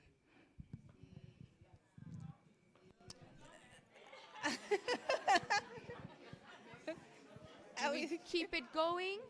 I think it's a sum total of everyone. Nobody is wrong. It's a sum total, but we will wait for Prof's thumbs up. We don't have a choice now. So my colleagues here inform me that Prof, this is their answer. Prof was referring to having to change how we conduct our teaching and learning and having to become familiar with the systems that enable us to engage through distance and bridging that distance using the different technologies. There's a thumbs up. We have a winner. All right, so we have a winner. Friends, you've been really great. We do have the most exciting aspects of our program coming up. Remember, this is our 150-year celebration. This festival is part of that celebration. The VC and Prof. Makano has shared with us the wonders, the wonderful work that the university has been doing, and all of the exciting advancements, the exciting milestones, and the victories we've been winning despite the fact that we've been under fire. We have been delivering, pushing forward, and moving to a place of victory. And I want to encourage you all, keep at it. There will be a lot that will be said about us. Only this weekend I had a guest in my home who I really wanted to, press eject on the seat and get that person out of my home. But I think our work will speak for itself. We do not have to say anything more than what our work says. And so continue to press on. You're going to have a momentary break, a quick stretch, a quick toilet break. And Tabi saying is going to take a little moment, and then the most exciting parts of our festival are going to kick in. Are you excited? You are victorious. We're going to make great things happen. So, with that in your hearts, enjoy your quick leg stretch.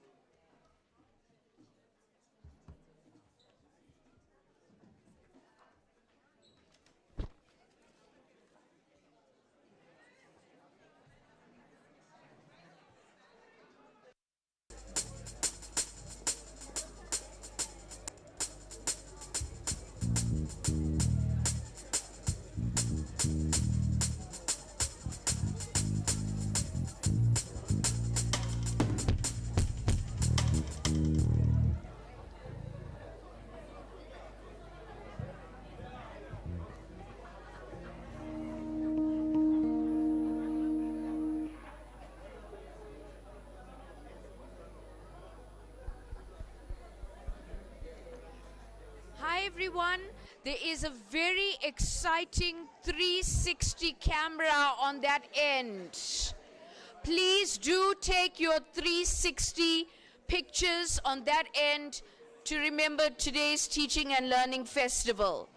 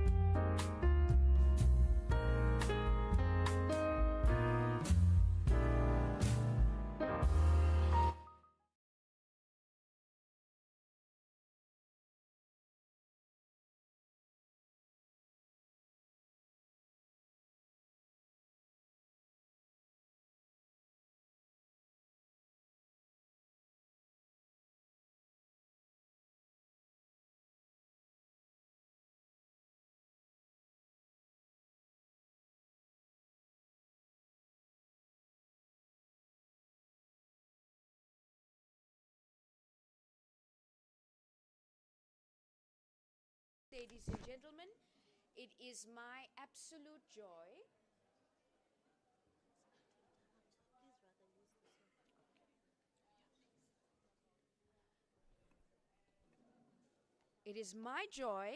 to welcome our special guest speaker for the 2023 Teaching and Learning Festival Awards.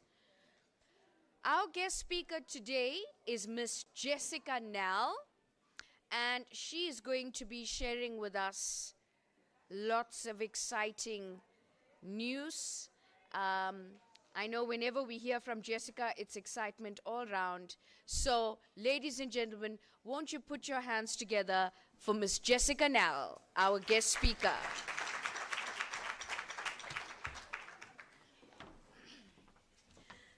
Thank you, everyone. And is it still morning? Oh, yes, we are. Good morning, everyone. Welcome to today. I always have a bit of a difficult time if I follow Prof. Machano, because she just brings so much energy and vivaciousness, and she gave away some of my fun things that I wanted to announce, so I have to go a little bit on the fly. But before I focus on Adov's journey, which I'm going to tell you a little bit about today, I just wanted to say from my own personal context, it's absolutely wonderful to be here with all of you who are passionate teachers. Like you, the winners and the nominees today, I also went up for the Unisa Awards for Student Support a few years back, just pre-COVID. And my life has really changed since then. It was such a learning journey I cannot begin to describe. Coming from business management, we hadn't really been exposed to the different connectivism and Vygotsky's theory of social constructivism, and I kind of feel like Sergio has an unfair advantage in these awards. But it really helped me to reflect and to understand where I was and to actually see where I wanted to go. So I really hope that you take this to heart as well, those of you today. Go where the path opens up for you after today. Wherever it follows, you had an open invitation from our esteemed VC today, and take her up on that. Whenever there is a project, jump in there full both feet and just see where the path leads you, because it is so much fun. And it led me to the people I'm going to talk about today, the Academic Development Open Virtual Hub. Now, I am happy to see I've got some of my members here today, Lakau and Ingrid. They are some of my team members. And the Academic Development Open Virtual Hub is a sort of strategic arm of the university. We like to play with things. Everything technology enabled, EdTech. It was formed under a beautifully transformational leader, Dr. Denzel Chetty.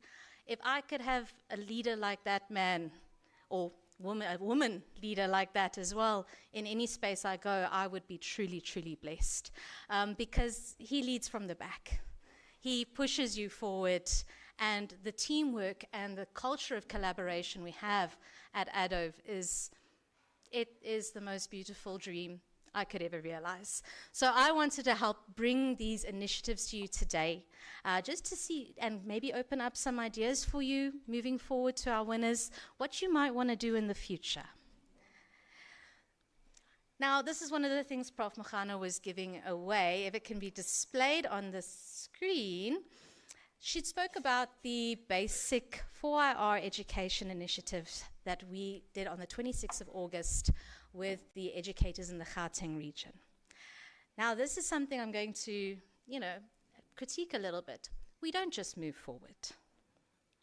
We need to reach back and bring people with us. This is one of those initiatives. If we push forward with technology and AI and 4IR and all the new buzzwords, and we forget the people that we are forging the path for, that digital divide is going to get bigger and bigger. So I want to just start just with a little video of our educators that prepare the students to come into higher education, how they were here on our own home and enjoying themselves immensely. I hope the audio works for this video.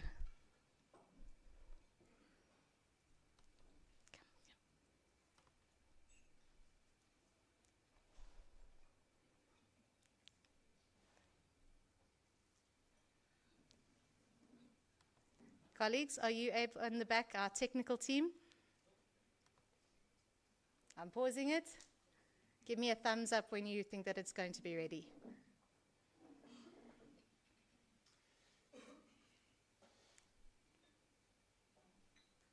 Okay, I'll come back to this slide then. I'm not going to keep everyone waiting. But basically what you're going to see in this video, we have Lawazi, our robot, that Prof. Mochano introduced you to. We had our Minecraft for Education tournament that the educators took part in with great gusto. And we also explored MS Teams, which has a lot of features that you probably haven't seen before, such as a very personalized check-in with how are you feeling, the little monsters. And it's the most adorable thing I've ever seen, but I thought, I'd like to see more of that at Unisa, the human aspect, the talking to humans. So moving on to our next slide, which should be on display shortly. There we go. This is part of our fundamental cornerstone at ADOV. It's inclusive. And that is also the topic here today. At ADOV, we believe that education should be accessible to all, regardless of their backgrounds, their abilities, or their circumstances. And our initiatives strive to break down those barriers and ensure that technology actually enhances instead of hinders the inclusivity of our educational offerings. And it's for this reason that we focus on the MOOC-based space. For those of you who don't know what a MOOC is, it's a massive open online course, and it is part of the open education movement. So many of you might have heard of OERs, or open educational resources, and less so of MOOCs. But the whole idea is to take the knowledge that we develop in our higher education space and to make it accessible to everyone, so we don't leave them behind. We also want to be careful not to fully rely on a digital space, even though we explore the digital. So we make use of a sort of hybrid approach to our massive open online courses. We have our synchronous sessions where we offer our webinars using YouTube. We are interfacing with students to teach them how to use the Moodle LMS or My Modules, how to do online exams. But then those YouTube videos are also made asynchronously available. But even within that, every component of these big webinars, we break down into smaller digital learning objects that are available in the massive online space. And then we go out to our communities and we speak with them. We bridge the digital divide, where we travel to different areas, Mbombela, we go to Rustenburg, into the Cape Town area, but more of the rural spaces. We're starting to explore that more, just to make sure we don't leave our students behind and to understand their needs. And this mode of delivery really allows us to open up what's called a feedback loop with our students from many different walks of life. What is important is growing and exploring technology based on our students' needs. So right now, this is a project we really enjoyed making. In our own learning management system, My Modules or Moodle, whatever you call it, you can right now make use of gamification. There is a plugin called H5P. Please explore it. And this platform allows you to create very engaging content, and Moodle also allows you to include things like badging, leadership boards, and those are motivators, extrinsic motivators in gamified learning environments.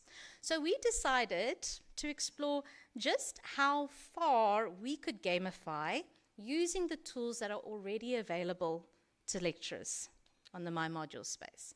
And we were able to create a Africanized, gamified, massive open online course to teach digital literacies.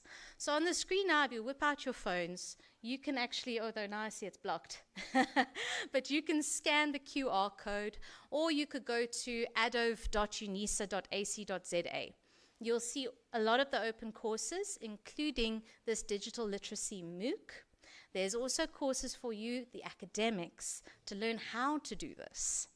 So we explored it for our students and we explored it for our academics. So please, when you get a chance, go have a look. Let the brain fizzle and pop as you conceptualize different ways you might want to do your teaching and learning in the future.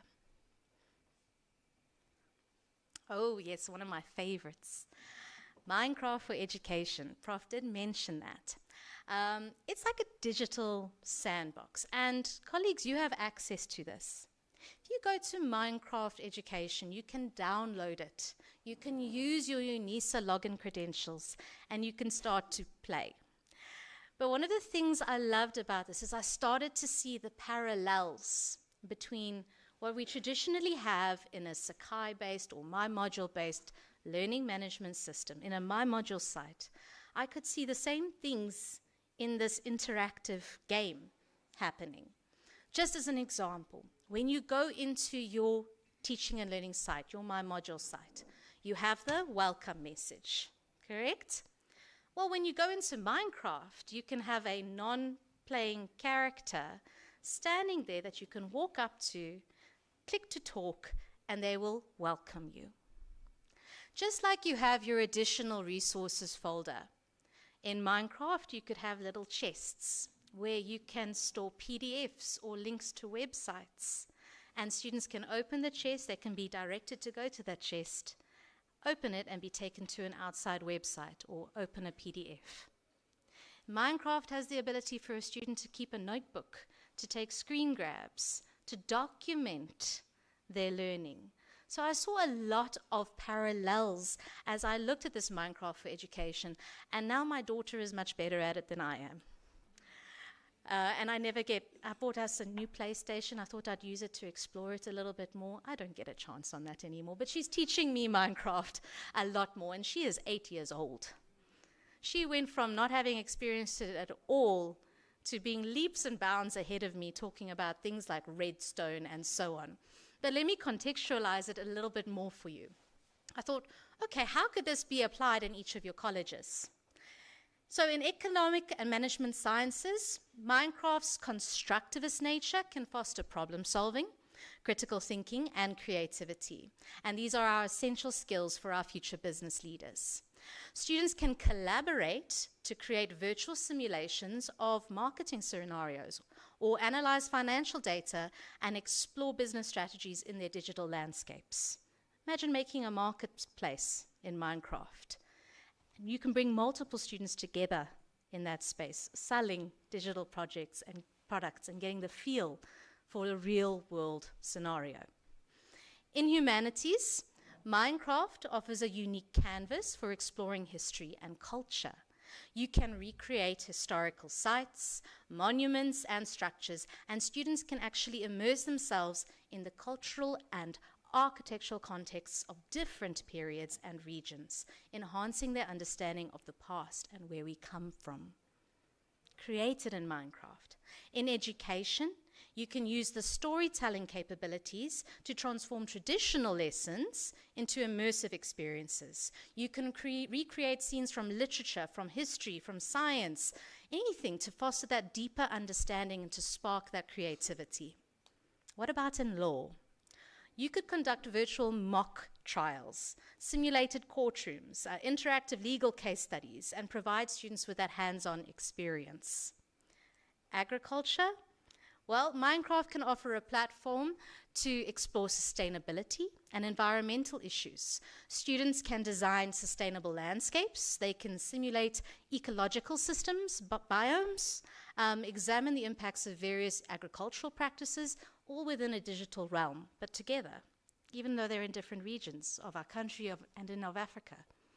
Now some of you might have some ideas about the marine ecoscape that our VC was talking about as well. You can recreate those biomes in Minecraft, even though we can't always travel to them.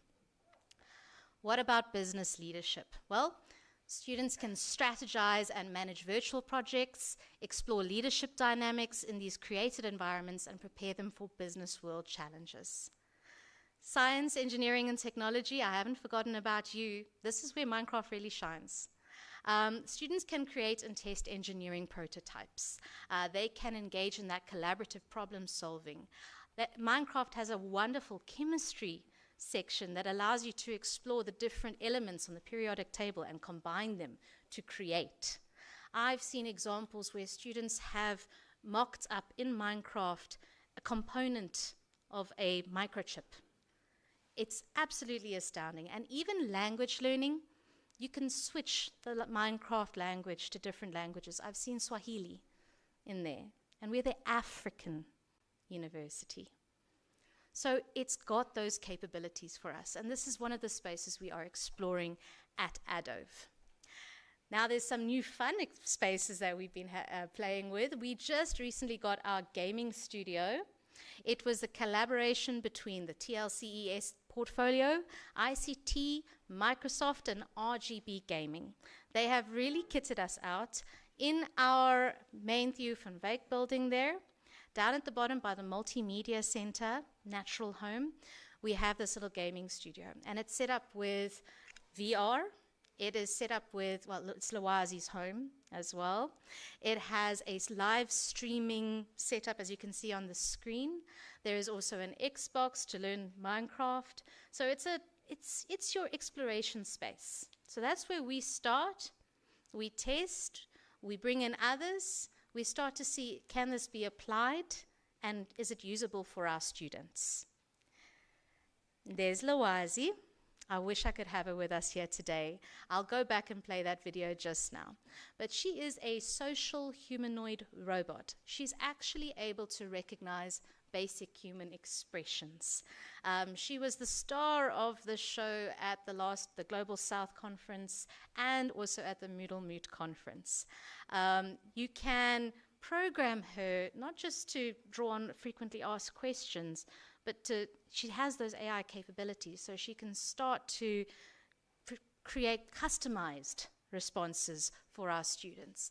And in an era where we are indeed having to move towards massification, wherever we can find some form of customization is important, so that a student doesn't feel one of a crowd, that we can have that one-to-one.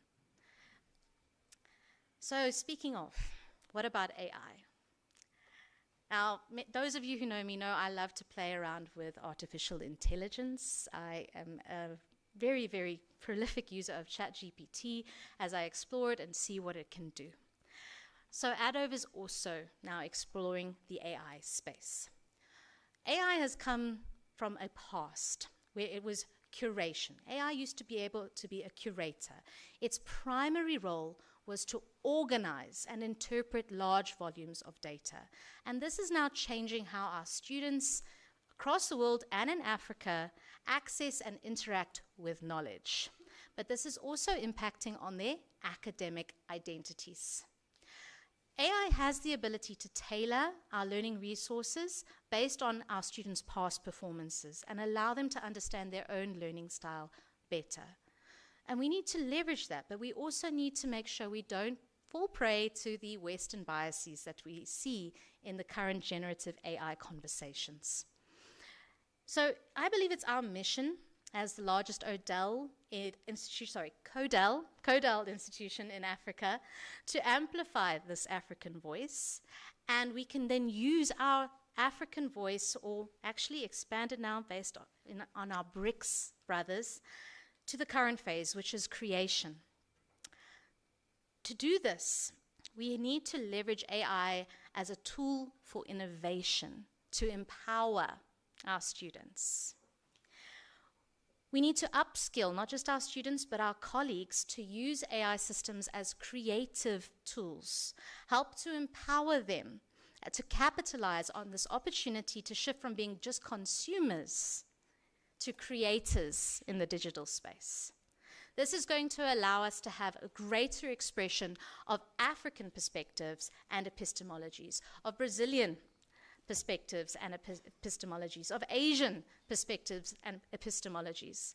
The fact is, we need to amplify our voice as creators. And then looking to the future, we anticipate a phase of AI consciousness. It's still a pretty distant future. Don't panic just yet. It's not Terminator. But this is the time where AI might exhibit these traits like self-awareness. And this would then urge our students to start contemplating the line between what it means to be human and what is artificial intelligence. So our students now need to consider their place and role in a world that is increasingly being driven by AI. So in my team, in Adove, we're exploring ways to help our students navigate these changes. Our mission is to work with these students to enhance their digital skills and adapt to this changing landscape, but you can't just jump straight ahead to AI. You have to lay the groundwork, you have to reach back. And we have our own four-step journey that we make use of. This is Dr. Denzel Chetty's sort of map that we make use of to bridge that skills gap and to prepare our students for the digital age. It's not a one-time process, it's this continuous feedback loop where we revisit each stage with our students. That's when we go out and we speak to our students.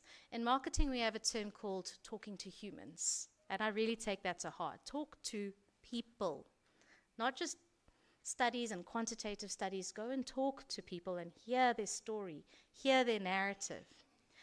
So first, what you do, and this is what you can do in your own space, focus on those foundational skills.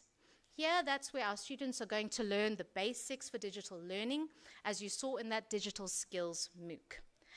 Students become proficient in navigating their learning management system, and we have those two MOOCs to help them with that, the My Modules and the My Exams. And these MOOCs will then help students to understand things like online safety protocols and also enhance their computer skills. Second, with these foundational skills in place, students are then introduced to various digital tools and platforms which they can use to boost their own productivity and stimulate the creativity. It's not just about using the tools, but understand how these tools can aid their academic and professional lives. So one example of Adov's work is the MS Office 365 for digital learners. That's now where we go out and we collaborate with industry. We build those bridges with industry and with students to prepare students how to use this MS Office suite. Then we have resilience and adaptability. So as students progress and these digital skills deepen, we instill in them the importance of being resilient in the face of this technological change that we face, and we're facing it more and more frequently. And that way we can foster their growth mindset. And finally, the fourth phase emphasizes the reflection and adaptation. And that's because we really value our students' voices. Prof. Mogano mentioned flip. It's something we make a use of a lot to give students to free think, free thought about every MOOC that they're involved in, every professional development skill that we bring to them. We ask them to just reflect along the way. And we did it in Minecraft too. And it's really nice because now a student doesn't feel they're being judged with the written aspect. They can speak freely and we get a lot more authentic feedback as a result. So using this sort of four-step journey and then going back through that loop, we're able to prepare our students at Unisa, not just for the digital world, but also we get to equip them with the skills that they need in their own real world of work and life. Now, what can you do? How do we translate these innovations into actual strategies that you can do? Those of you, I'm a very practical person, so I like to give you toolkits as I find them. So here's some key points that academics need to consider in this age we find ourselves. Adaptability, like our students. We need to embrace the changes and adapt our teaching methods. And Prof, there's no excuse for age on that. Prof. Paul Prinsloo will take offense. I once said, oh, I'm younger, so I've got a better skills with technology, and he took me to task for saying that. He says there's no research that supports an ageist educational ability. Sent them all my way, and I said, thank you, Prof. I am now chastened. So adapt and change your teaching methods. One of these days, MS Teams might not be the best tool for the job. So always explore what's out there and sort of prepare yourself for the wave that might be coming. Then that multimodal teaching that Adove uses, it is very, very effective. Consider incorporating things like your massive open online courses into your module, where you maybe don't have the capacity to go and teach your students these digital skills. Direct them to a MOOC, direct them to an OER, and bonus points if you find one that gives your students something like a digital badge or a micro-credential, something they can append to their own personal identity that shows their skills and will serve them in their own space. Then, what about inclusivity? Don't forget to prioritize the creation of learning spaces that cater to students from all walks of life, not just different abilities, but different learning styles. For those of you still justifying your text, it's horrible for someone with dyslexia. Left align all the way. Okay, stop with the justification. Then what about professional development? CPD, DIS, our My Module support team, they are out there every single week capacitating our staff with the abilities to cope with the new tools that My Modules might bring, but also with digital pedagogy skills. So reach out to them and stay updated with the latest trends in 4IR. And collaborate.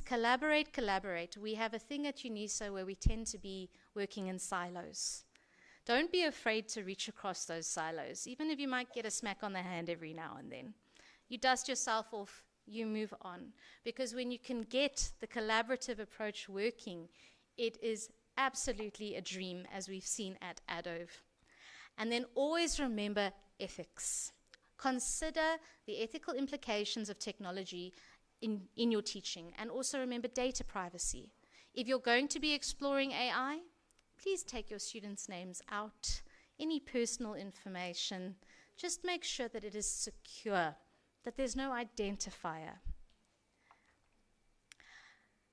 Then, your role for empowering students.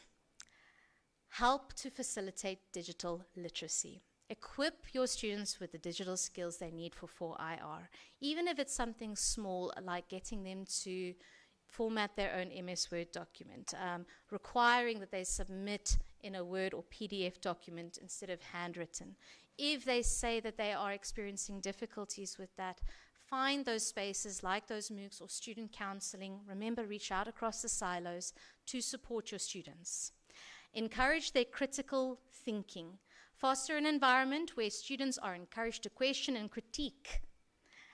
And that's going to help to enhance their analytical skills, because we can't make use of knowledge and understanding as the foundations for our assessment anymore. We have to jump straight past those levels now. Make sure that you try and contextually relate your content to their local contextual space as well. Relevant examples and case studies and problems can be brought into the curriculum to make it more relatable to our students. And there I say, make use of ChatGPT. I had the most eye-opening experience with a natural sciences module, which was teaching how to understand the different components of a cell. And I was like, how am I going to incorporate Africanization into this? It's science-based. It's quite tough sometimes. ChatGPT, after a little bit of prompting and back and forth between myself and it, and I say we, because it's like a little assistant, and when I saw something good, I went with it.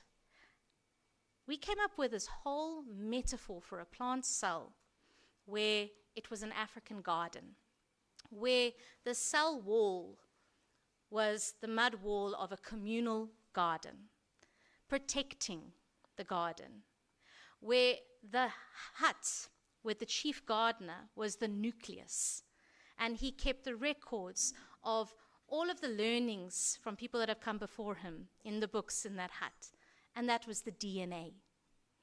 And I just read this, and it had a beautiful African metaphor for each and every cell component. See how you can use now AI, 4IR to help you, to give you brainstorming ideas and to expand your thoughts to where you thought was possible. So what's your next steps? I say, just have a look at your course, audit your course, review your syllabus, and identify these areas where 4IR can add value. Can you bring in gamification?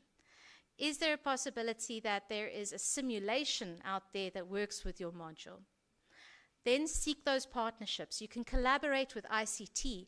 You can collaborate with ADOVE if you want to try. Yep. And do student surveys. It seems to have fallen away. We don't speak to our students. We don't speak to humans anymore. Ask your students what they are coming into your course with. It's not just an evaluation of you. Before they start your course, ask them, how do you rate yourself on your typing, on your digital skills? How do you rate yourself on your ability to use the Moodle space? Then you can use that to better support them through the course. At the end of the course, ask them, what do you think could be improved? How did this help you in your life, in your profession? Tell us about your profession. Understand who your students are is going to help you immensely. And then pilot test your ideas. We obviously have our own limits that we can now go and implement new ideas, but you have typically a master site in my modules, yes? So pilot your innovative ideas in that space. Invite your peers, your academic colleagues in, maybe select students that you've taught with and built a relationship with in the past, bring them into your master site and get feedback and see what works and what doesn't. These are all practical tools at your disposal right now. Lastly, colleagues, I'm going to end off. I hope that these slides will be shared with everyone here today, because I've also put together a little toolkit that you can now click on these links and go and explore how to use different tools for gamification, how to make your content inclusive, ethical guidelines in this age of AI, and also how you could maybe use ChatGPT for NQF alignment. We are exploring that space a lot more, and more importantly, we're going to explore it with you. Thank you, everyone, for being here today. Thank you for giving me this chance to speak about my experience, about the Academic Development Open Virtual Hub's work. And just a last, also celebratory announcement. ADOV actually was one of the finalists for the Open Education Global Awards last night. So we were very, very proud. We just getting to that point is a huge achievement, and I celebrate every single one of my team members, and I say thank you to our Dr. Denzel Chetty for leading us to that space. And it's amazing what Unisa can do when it brings the innovators in this room together. Thank you, everyone.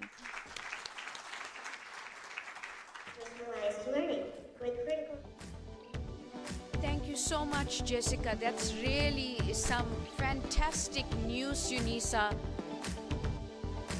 Oh, great. And let's turn our attention to the video.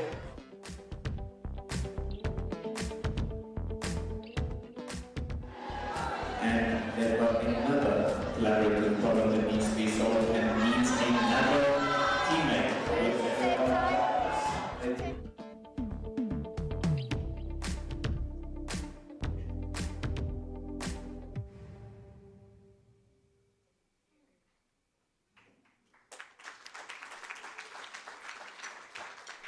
A well-deserved round of applause. Exciting things are happening all over the university. And we need to get in with the excitement, participate, check what's going on, and see how it can benefit all our colleges, all our program qualification mix, and everything we do. Exciting things are underway. Do we know about it? Are we making use of it? And so thank you so much to Jessica and the Dove Center for all the dynamic work that's underway that we can all access and be part of and use to enrich our teaching and learning. Great appreciation to the teaching and learning portfolio for that. And so I want to check with my organizers. I know we had some changes to our programs. I just want to check, would you like us to go into a little entertainment break, organizers, or would you like us to move over to the next set of awards? Okay, so we're ready to roll the videos. Now, ladies and gentlemen, it's the moment you've all been waiting for. It's the moment. Drum roll, please.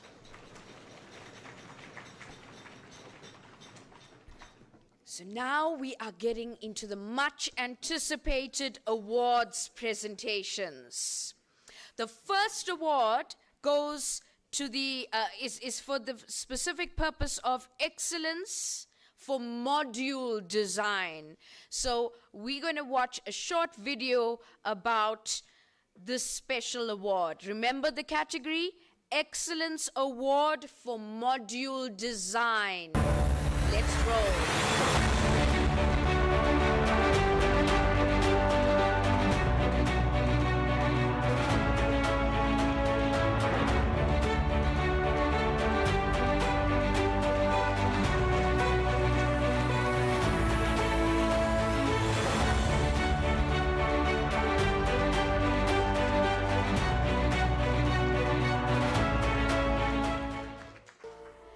Let's give our nominees a round of applause.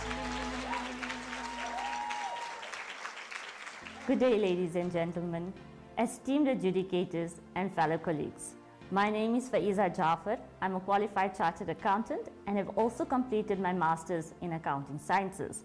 I'm one of the 2 minds behind the magic of the transformative module design for KS 3701. Good day, I'm Noktula Mukhele, also a chartered accountant with a master's in international tax. I'm the other mind behind KS 3701. We are very excited for this nomination. It is our goal that the module will ignite our learners with a passion for learning that propels them on a lifelong journey of exploration and growth. During 2022, following the framework for the implementation of a team approach to curriculum and learning development at Unisa, we successfully designed a new module for the College of Accounting Sciences, namely KS 3701, the capstone in accounting sciences. The module is being implemented for the first time in 2023, and because it is a fully online module incorporating the latest in module design guidelines, we felt that it deserved a nomination for excellence in module design.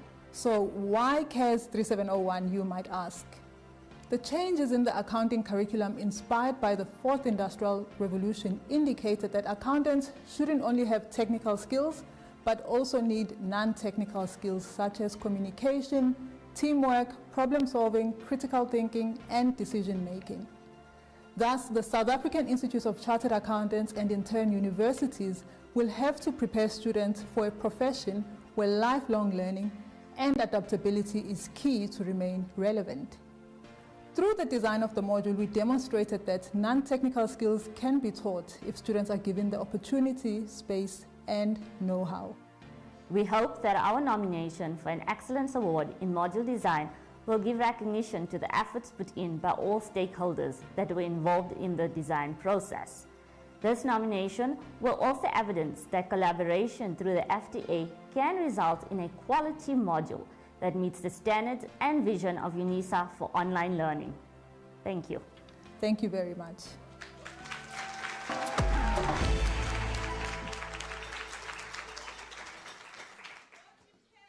Greetings. My name is Professor Tracy Mackay and I'm from the Department of Environmental Science in CASE. I was nominated by my colleagues who work with me on a BSc Honours Environmental Management degree. The module in question is an NQF Level 8 with 36 credits. It's a research project module that is high risk as the outcomes are set at the high end of Bloom's taxonomy. My approach was driven theoretically by Levin Wenger's view that learning is a social process and the need to create a community of practice. Additionally, I wanted to ensure access for success and so drew on the work of Vygotsky. The module was not a complete redesign, so the usual Unisa module design was replaced with the pedagogy of constructive alignment. The module was redesigned through reverse engineering by changing the assessment tasks. A learning community was created by a WhatsApp group, a uniquely tailored website, and of course Moodle or MyUnisa. The assessments were redesigned to create research literacy.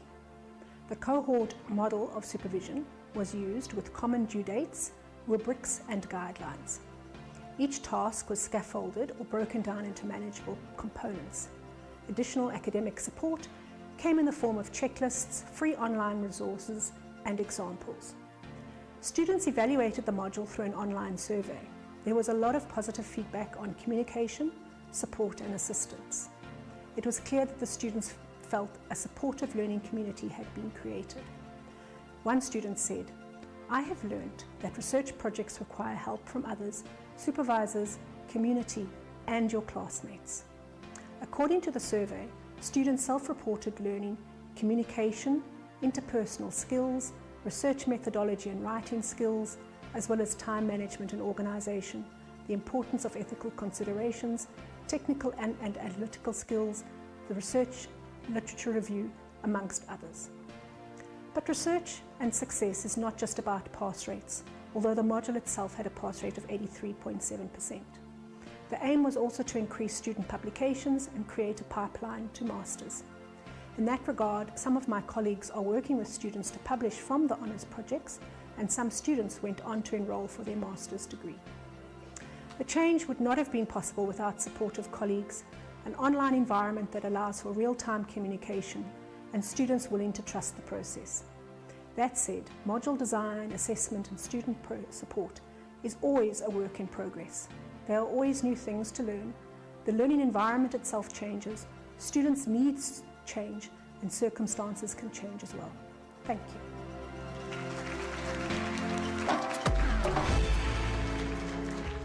Good day. I am Professor Benjamin Heffler from the Department of Criminology and Security Science, lecturing one undergraduate module, one honors module, and supervises several eminent lead students. The main reason for choosing the module design category is that I follow Unisa's vision, mission, and values. As products of an ODL and comprehensive higher education provider, Unisa graduates should have distinctive graduate qualities with a clear appreciation of our location on the African continent. Therefore, I have included in my module design African thought, local examples, and relevant episteme of Africa as a continent. I also want to demonstrate best practices in module design with examples of the team approach, planning approach, online development, curriculum design, and applicable quality assurance criteria. By using innovative learning technologies, I want to indicate how a student-friendly style, range of engagement tools, and a rich learning environment contribute to effective curriculum development at Unisa. The project contributes to academic excellence by produces graduates who are relevant to the industry and possess the necessary competencies, ensuring responsiveness to the needs of society. The project focuses on student-centeredness by following the assessment policy that provides guidelines on assessment practices, assessment types, and assessment methods. I have included in the module design formative and summative assessments, tutorial letters, Moodle platform, and discussion forums. A team approach to the design and development of curriculum was followed, drawing upon the expertise and interdependencies of professional support departments such as DCDT, ensuring accountability. The curriculum as we have it is in many ways a result of colonization that sought to marginalize existing African knowledge. As part of curriculum transformation, I include research methodology in the African context. During the curriculum design, I made use of innovative learning techniques such as web browsers, online discussions, WhatsApp and social network, for example, YouTube, in the learning material. DCDT and the team approach provided sufficient support throughout the process and ensured that all quality assurance requirements were followed. It is envisaged that the module will have a positive transformative impact on Unisa's curriculum practices and the effectiveness of our teaching and learning through module design. I thank you.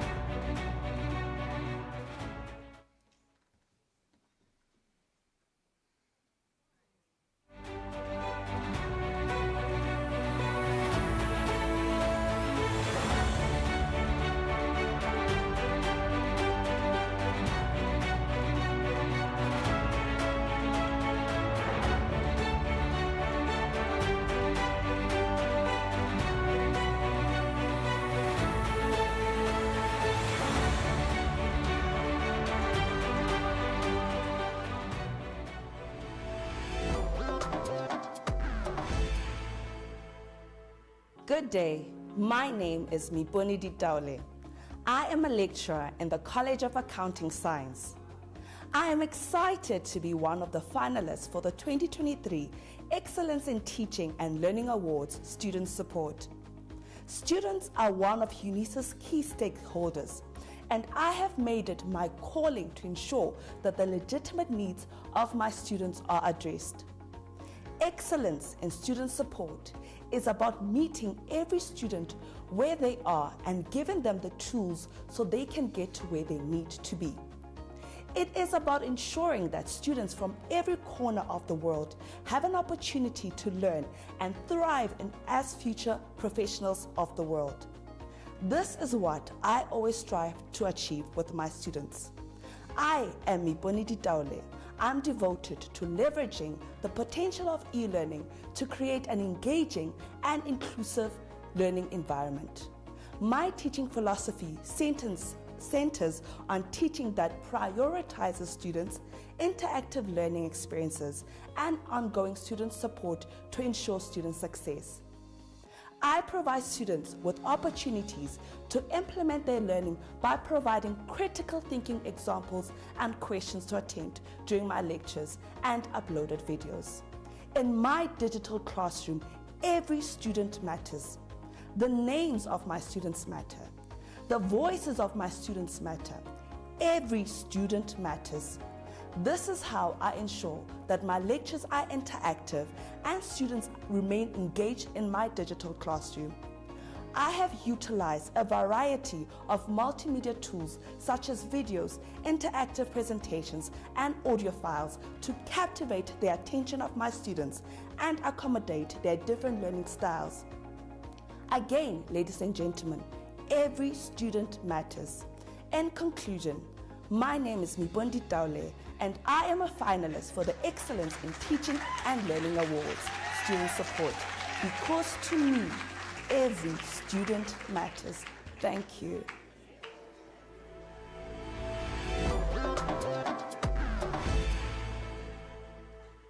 Greetings, I am Debogo Moswane. Together with Ingrid Murray, we've been nominated for the Excellence in Student Support for the module APY 1501.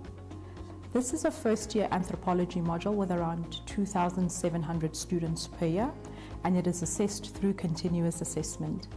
Our approach to teaching this class is to inspire our students to learn to ask good questions and to discover the controversies, ambiguities, and wonder of learning.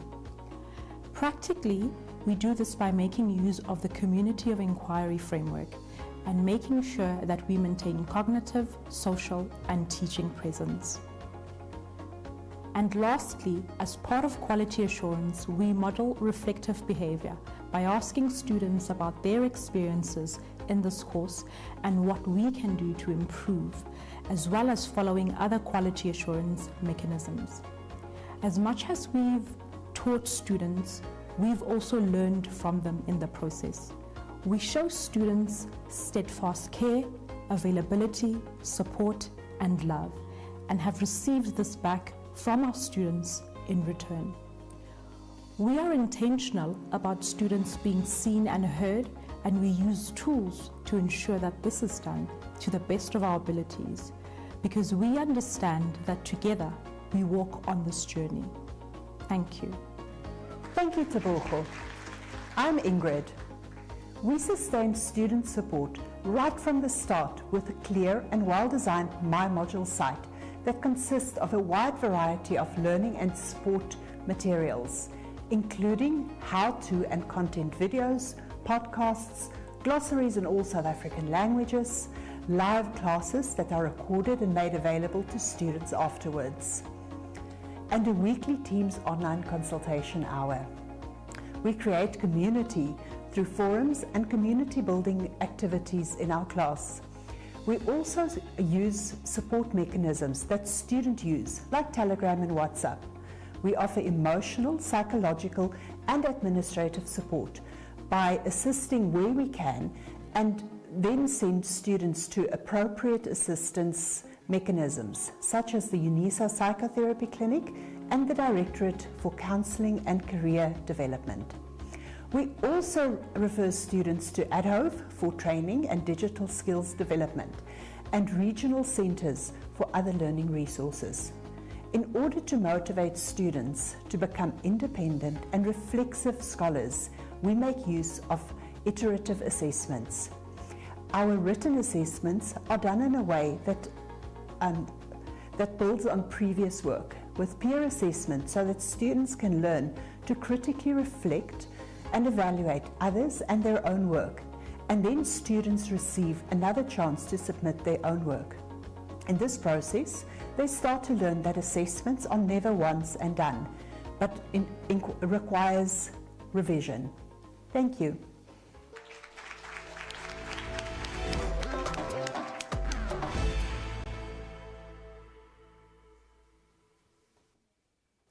Good day.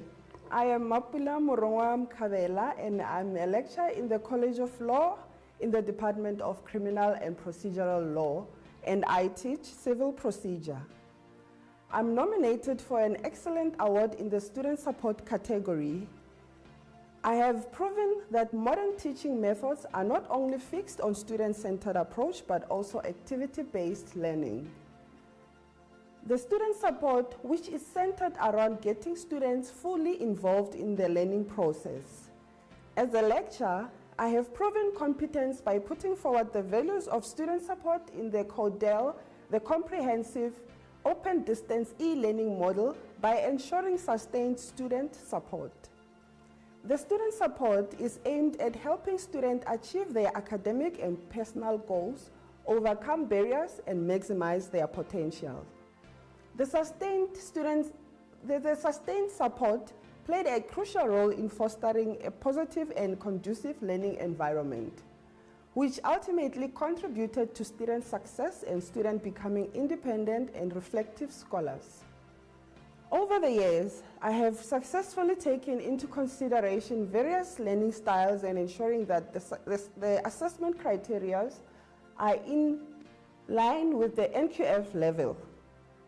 The integrated student support identified potential challenges early on, and working with markers provided tailored an intervention to promote each student's academic and personal development.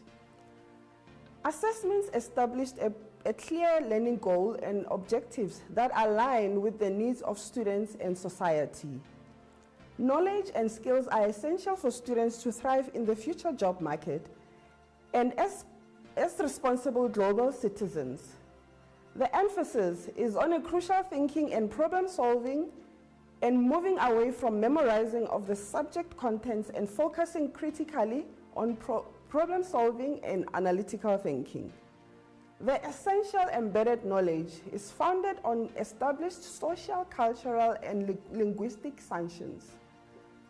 In supporting students throughout the journey, I ensured the use of different learning methods and communications that catered for students with a range of barriers such as social and cultural differences, stereotyped disabilities, and educational differences. A social constructive approach was adopted because it enables students to construct his or her knowledge and skills through active participation in the teaching and learning process. The support instruments used in the module, both synchronous and asynchronous, has seen various stages of technology acceptance, given the diverse students community that the institution has. Social media has been instrumental in the new advanced world of teaching and learning, especially after COVID-19. Technology enhancement methods that are instrumental in the student support, including but not limited to MS Teams, YouTube, WhatsApp, and Telegram, are encouraged for students to initiate discussions around the module content. This offers students with opportunities to explore their passion in learning, collaborate with others, and to promote active participation in the learning process. Thank you.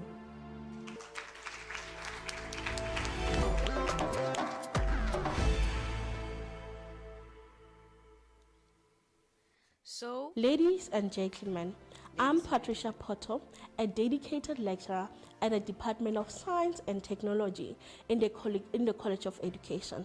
My educational journey includes a PhD in education after completing my degree at the University of Pretoria. As a teacher for over 6 years, I engage in several projects such as Extra Quiz and XCOM Expo and Indigenous Games competitions. I witnessed a positive impact on my learners' performance. These experiences inspired me to participate in this competition because now as a lecturer, my goal remains unchanged: to empower my students to excel in their studies. I entered this competition so that I can showcase the work I do in my modules. For example, I incorporate different technologies such as WhatsApp and Microsoft Teams. WhatsApp allows me to go beyond what is required of me as a lecturer, embracing the philosophy of Ubuntu, fostering open communication, and providing available support to my students. On the other hand, Microsoft Teams enhance collaboration and support, facilitating a seamless communication, file sharing among students, and preparing them for a rapidly changing world influenced by AI. I firmly believe that integrating these technologies, I contribute significantly to academic excellence, shaping my students with the skills they need to strive in the global landscape. I am honored to be part of this competition because I am committed to pushing boundaries of education. Let's embrace the possibility of technology and inspire a new generation of confident and competent students. Thank you for your time and attention.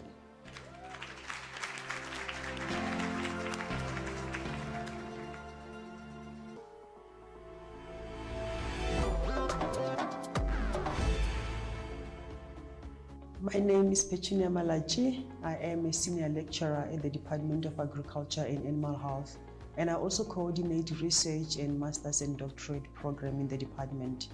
For this Teaching and Learning Festival, I participate in the category of student support because of the extensive support that I provide to my students in order for me to mitigate the challenges that they come across when learning in an ordeal space.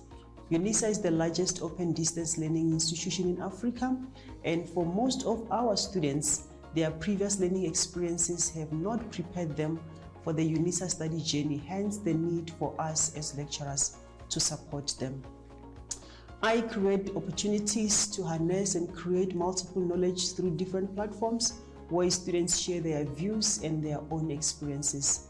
I have also mastered the art of creating an environment that enables students to interact with me as their lecturer, to interact with other students, to interact with study material, and to interact with the university to improve teaching and learning.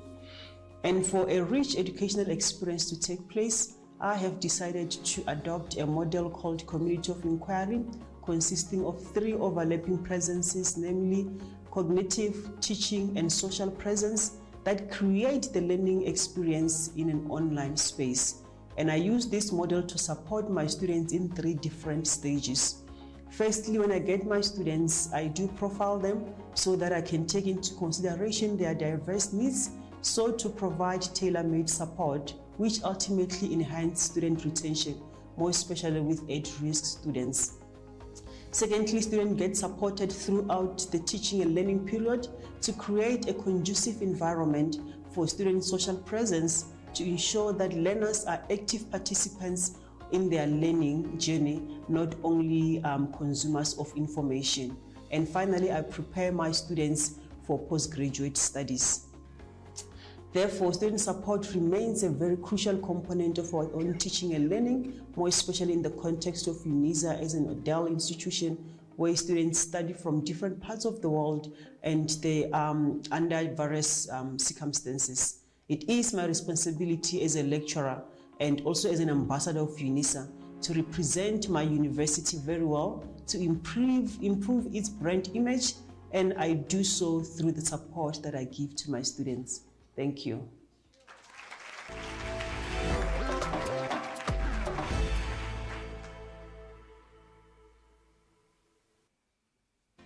I am Tawan Malachi, the module leader for ECS 1601.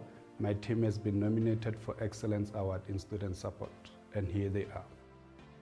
My name is Dineo Sikokoi. I'm a secondary lecturer for ECS 1601. I'm Ramilani Mhlakwani. I am a secondary lecturer for ECS 1601.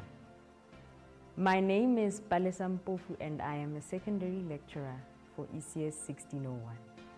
My name is Claude Beineveld. I'm a secondary lecturer for ECS 1601. My name is Lutando Makai and I'm the secondary lecturer for ECS 1601. The ECS 1601 team have chosen to participate in this competition to showcase our commitment in providing an effective academic student support that meets our students' needs, and also to show our dedication to the module in providing that extra academic support and assistance in order to meet the top academic standard. Nevertheless, we demonstrate how to bridge the gap between the learner and the lecturer in the ODL environment by incorporating a learner-centered approach in our teaching and learning process, whereby we establish a positive and supportive learning environment that promotes a learner's emotional, social, and intellectual well-being. The project outline entails in promoting academic excellence by employing a learner-centered approach and incorporating humanism, Ubuntu pedagogy, valuing each learner's uniqueness and fostering inclusivity and fair participation in the educational process. By promoting inclusivity and fair participation, it seeks to create an environment conducive to effective learning for all students.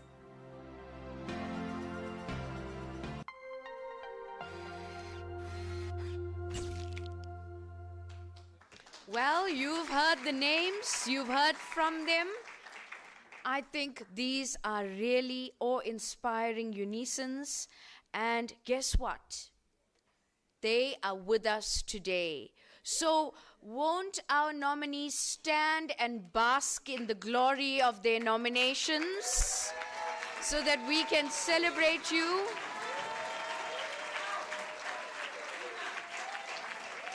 This is your moment. Stand and take it all in.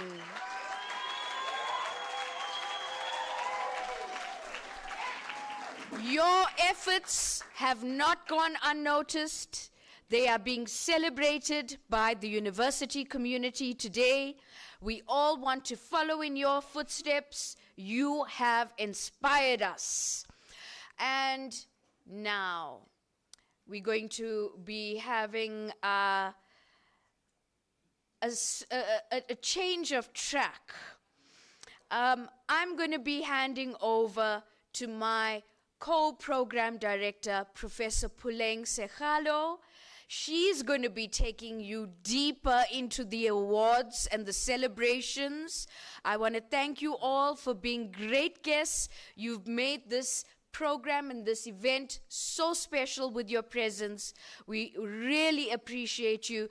Thank you to our VC. Thank you to Prof. Pumela. Thank you to Prof. Makano for addressing us. Thank you to also Jessica for taking us through. We've really had a very rich morning filled with milestones and celebrations of the efforts of our Unisans all over. And so I just want to say thank you, thank you, thank you. Thank you for your commitment. Thank you for your passion. Thank you for your dedication. Thank you for being fellow travelers with our students through their qualifications, coming out to the other side where they arrive at a new status, ready to serve their nation. We appreciate you. God richly bless you for all your efforts. May the blessings overtake you, and may you live to see the fruit of your labor. Really, really, congratulations. Prof, let's give a round of applause to Prof. Sekgalo. She'll be taking you through.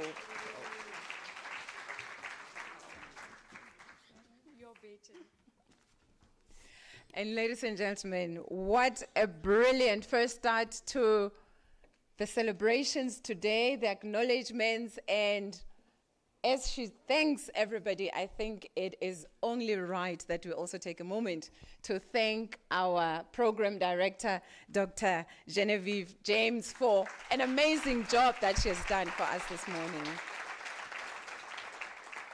Thank you so much, Dr. James. I'm sure you'll agree with me, colleagues, that she has really done an amazing job in pulling everything together and keeping us going for the whole morning. It's now the afternoon.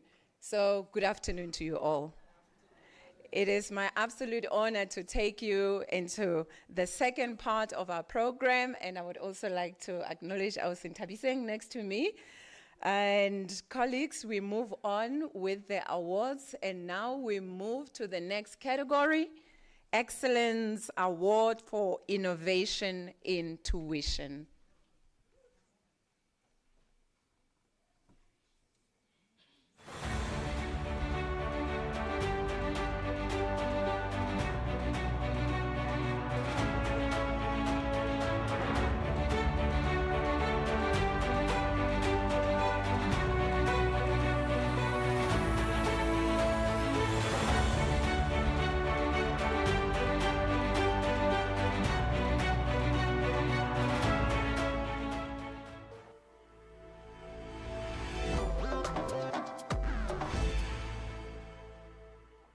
I am Karine Prinsloo, a senior lecturer at the Department of Health Studies.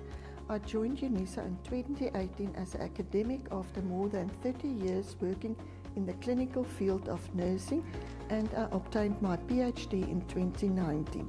I teach a final year module, namely Leadership in Health Services Management.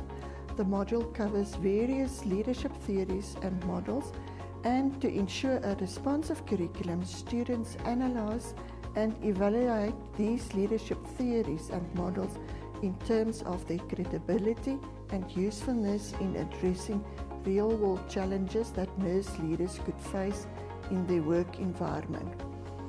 I was encouraged by the COD of our department and other colleagues to enter the Teaching and Learning Excellence Award competition.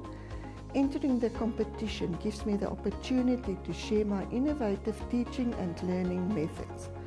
In pursuit of fostering an inclusive educational environment and breaking down language barriers, I have translated the welcome page, orientation, and introductions into the various official South African languages. I am committed to promoting student-centeredness and ensuring that every student can engage with the course content at their own pace. I use an asynchronous teaching approach that gives students the freedom to customize their learning to suit their own needs. To further enhance student engagement, I have designed comprehensive lessons on my modules, incorporating multiple means of learning that align with the study units in the study guide.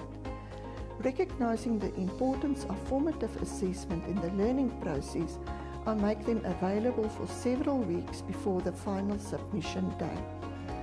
As the importance of support extends beyond performative assessments, I have taken the initiative to provide additional assistance during summative assessments.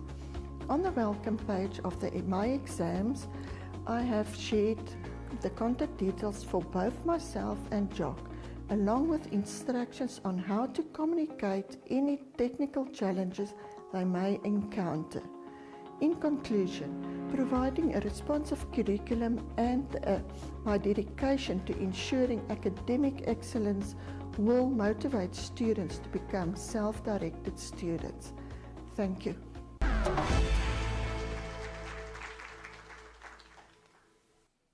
Ladies and gentlemen and esteemed colleagues, I stand before you today with great excitement and deep gratitude as a finalist in the Teaching and Learning Festival's prestigious category, Excellence Award for Innovation in Tuition. My name is Ayanda Matsane, and I proudly serve as a senior lecturer in the Department of Financial Intelligence in the College of Accounting Sciences. I am part of the MEC 4861 and MEC 4862 team. I personally have a profound passion for teaching, and so I believe that the power of knowledge lies not merely in its distribution, but in the transformative potential it holds for our students. This philosophy drives me to constantly seek new avenues to enhance the learning experience and to empower our students to excel in the field of management accounting. It has been my unwavering goal to push the boundaries of traditional education by leveraging on the potential of technology to create an engaging and inclusive learning environment for our students. I am honored to be nominated for this esteemed award, but I must emphasize that the recognition is not mine alone. It is a testament to the dedication and collaboration of an extraordinary team. Together, we have embarked on a journey of academic excellence, where innovation and passion for teaching have reshaped the learning landscape of our students. I am excited to share more about the project in detail, as I firmly believe that the work we have done contributes not only to academic excellence, but also to the holistic development of our students. Thank you for your kind attention, and enjoy the following detailed presentation.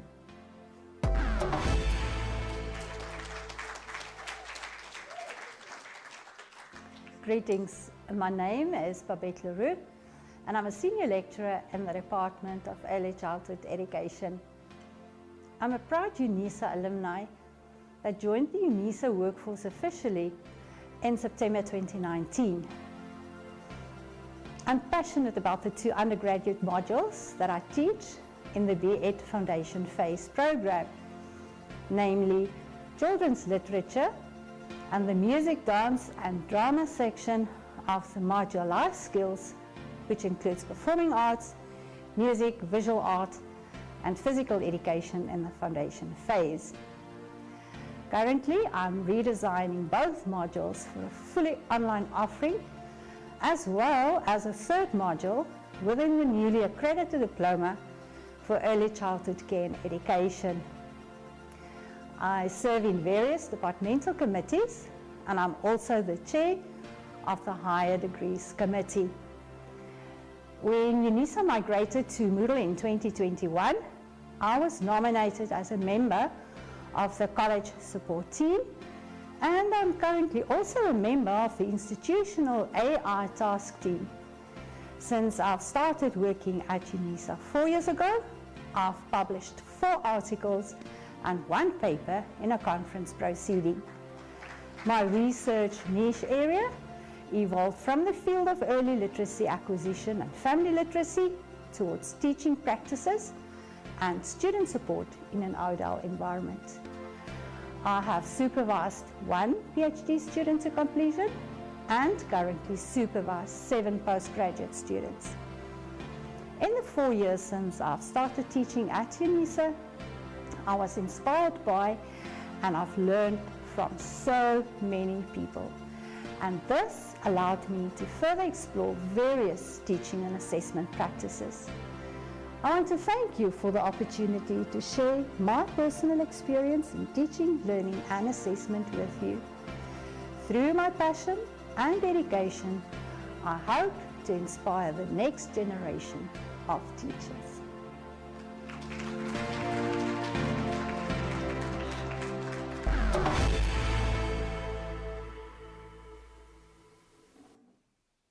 My name is Letitia Bernardi and I teach chemistry in CSET.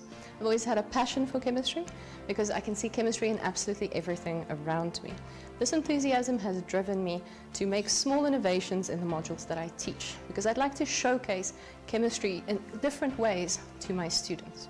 Because of this, the chair of the Department of Chemistry nominated me for an award in teaching and learning. I am so honored to be taking part in the teaching awards this year because it's such an amazing honor to be able to showcase chemistry and all the innovations that I have made for it. Chemistry is wonderful to teach online, but it does have its own unique challenges. Some of these challenges can easily be overcome with digital technologies that allows for innovation and allows for excellence in teaching and learning. Some of these innovations include virtual laboratories. This allows students to have consistent engagement with the modules. Group selection. If a student comes to the labs, they must come in person. So if they have, they can select their slots and they can have when they want to come and when they want to do online engagement. Another engagement that I made is online submissions.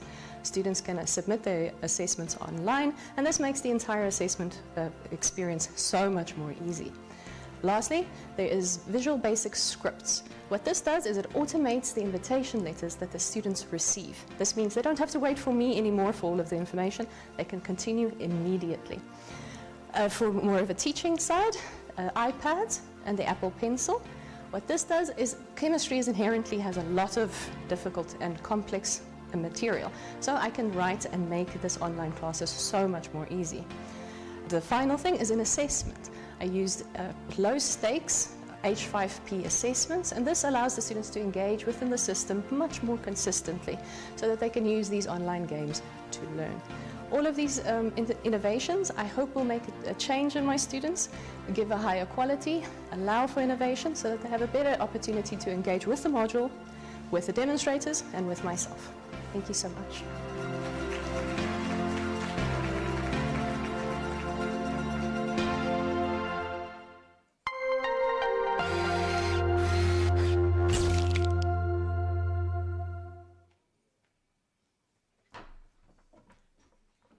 such an honor, ladies and gentlemen, to get to hear and see a glimpse of the amazing work that our colleagues are doing.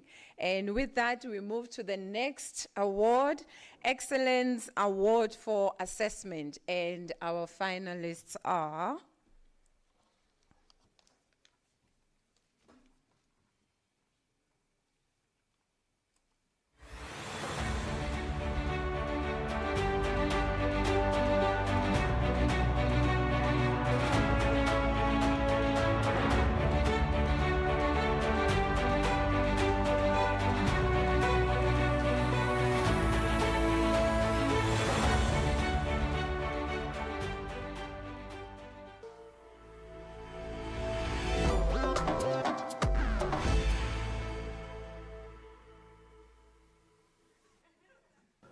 My name is Charles Lotlela.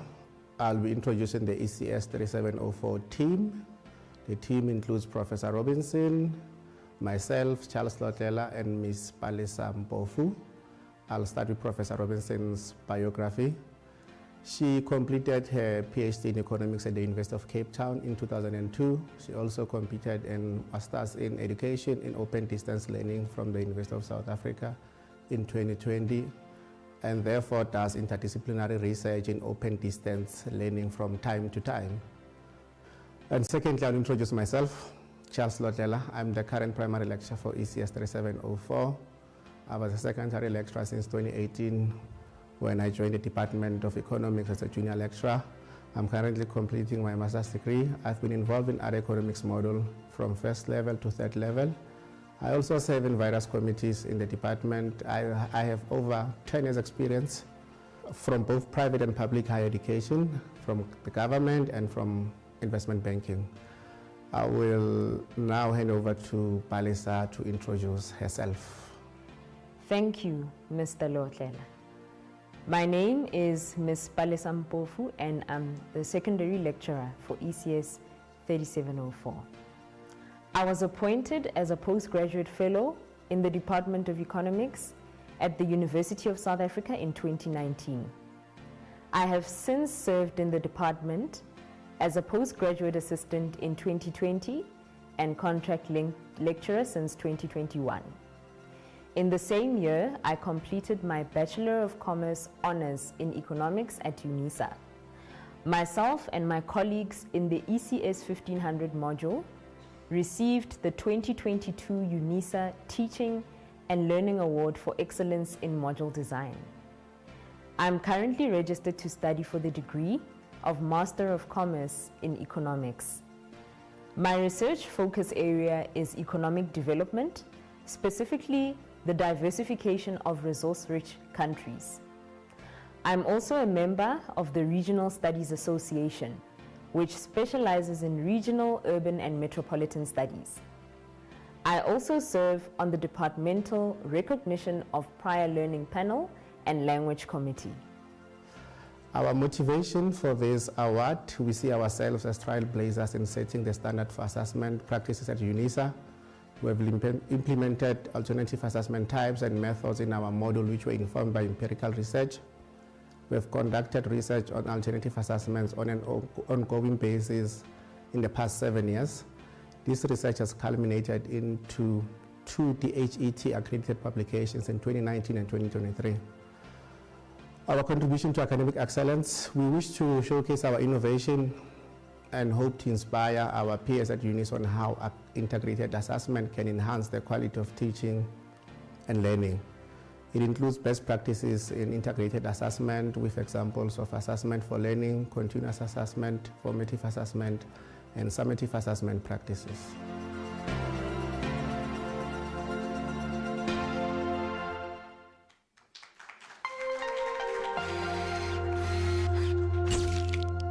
There you have it, Prof. Mahanu. Excellent example of the scholarship of learning. 2 research outputs based on the teaching and assessment strategies. Well done, colleagues. And now we move to the last category, Excellence Award for Transformation in Teaching and Learning. And the finalists are...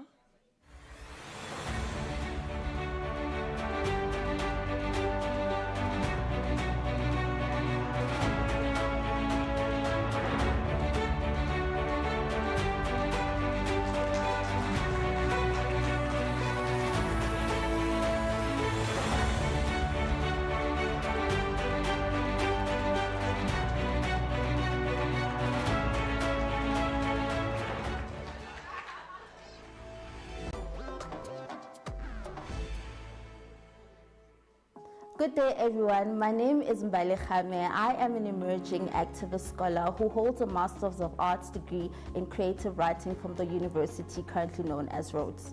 I've been part of the Decoloniality Africana Thought, Discourse and Critique module for 2 years now. My scholarship interests involve working on ground to capture the subtle complexities that underpin human interaction with a specific focus in Black existentialism, Afro-decolonial studies and community praxis. Good day everyone, my name is Kobus van Wijngaard. I'm an Associate Professor of Systematic Theology. I work on the intersection of race and theology and on questions of liberation and political theologies. I've been a lecturer in the module on decoloniality since its inception. Sanibonani ma-Afrika. My name is Zandi Khatebe from the Department of Political Sciences, and I am a co-traveler with CHS 4801, a module on decoloniality, Africana thought, discourse and critique. It gives me great pleasure to share our collective work for this year's Teaching and Learning Festival under the category Excellent Award for Transformation in Teaching and Learning. Hello everyone, my name is Obakeng Africa, and I am an alumnus of CHS 4801, currently part of the teaching team. I am currently a master's candidate working at the intersection of Black Christology and radical theology.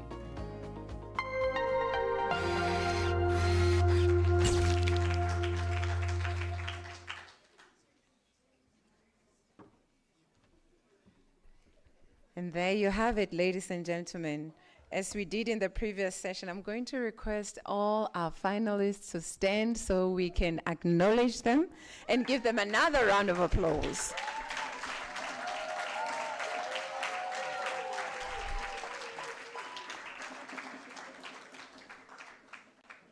These are our finalists, ladies and gentlemen. Well done to you all. It's always such a great honor to be here because you get to hear the amazing work that colleagues are doing when people are busy supporting students, coming up with innovative ideas. We never get to hear until we come together like this to share and to celebrate and to encourage one another. So I'm really, really delighted. We're going to take a few minutes now and offer the band an opportunity to celebrate with us by offering an item to just say congratulations to all the finalists.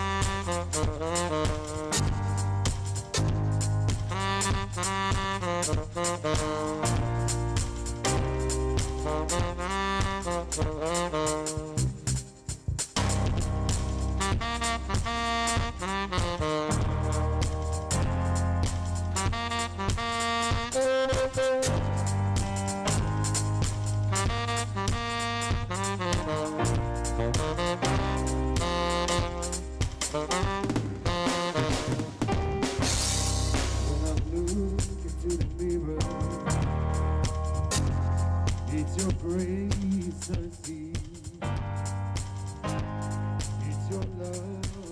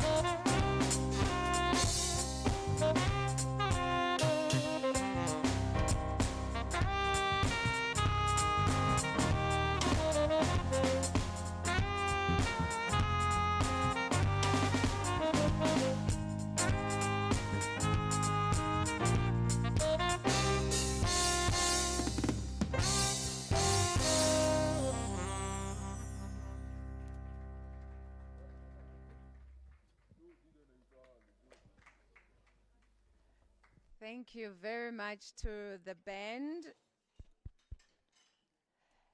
And now, ladies and gentlemen, we're going to take a moment to also get to hear the voices of our students. So we're going to have a look at the video on students' reflections. Hi everyone, I'm Tulufelo Mawanyana, a final year accounting student at Unisa. Today I want to talk about my experience with the CAS module. Let's get started. One of the most inspiring aspects of this module was how our lecturer, Faiza, created an engaging learning environment. Her passion for this module was infectious, and it motivated me and my group to delve deeper into the course material.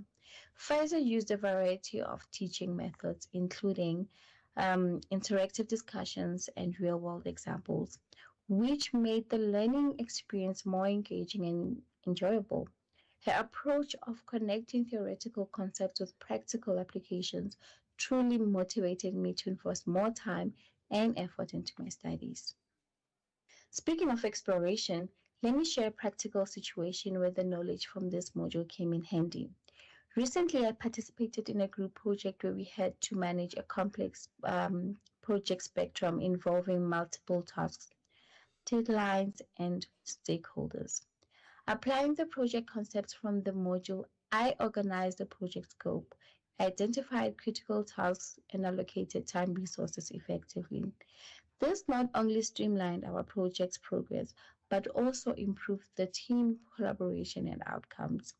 This experience reinforced how crucial the concepts we learned are in real-world scenarios. Would I recommend this module to other students? Absolutely. I would highly recommend this module to my fellow students. Pfizer has truly made our distant learning experience much more effective. She ensures that she promptly responds to queries, provides additional resources, and fosters a supportive online environment. Her dedication to our learning journey adds immense value to this module. The engaging lectures, interactive discussions, and hands-on assignments provided a holistic learning experience. What I appreciated most was the module's relevance to both academia and the real world. It not only deepened my understanding of the module, but also equipped me with practical skills that I can apply with various professional settings. In conclusion, the CAS module has enriched my academic journey by imparting practical skills that extend beyond the learning environment. I'm immensely grateful for the opportunity to learn from Pfizer and for the insights gained from this module, which will and undoubtedly set us apart in our professional lives. Thank you.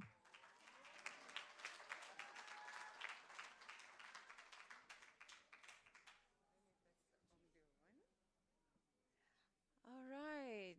How moving was that. And now, ladies and gentlemen, the next item on our program, and this I'm directing to all of us who are still thinking, should I also maybe submit my portfolio? Please do, and please listen carefully as we now invite Dr. Nduna to come and speak to us about what the adjudicators were looking for. So the adjudication process. So as you prepare yourself for the nomination and entering for next year, listen carefully. Dr. Nduna.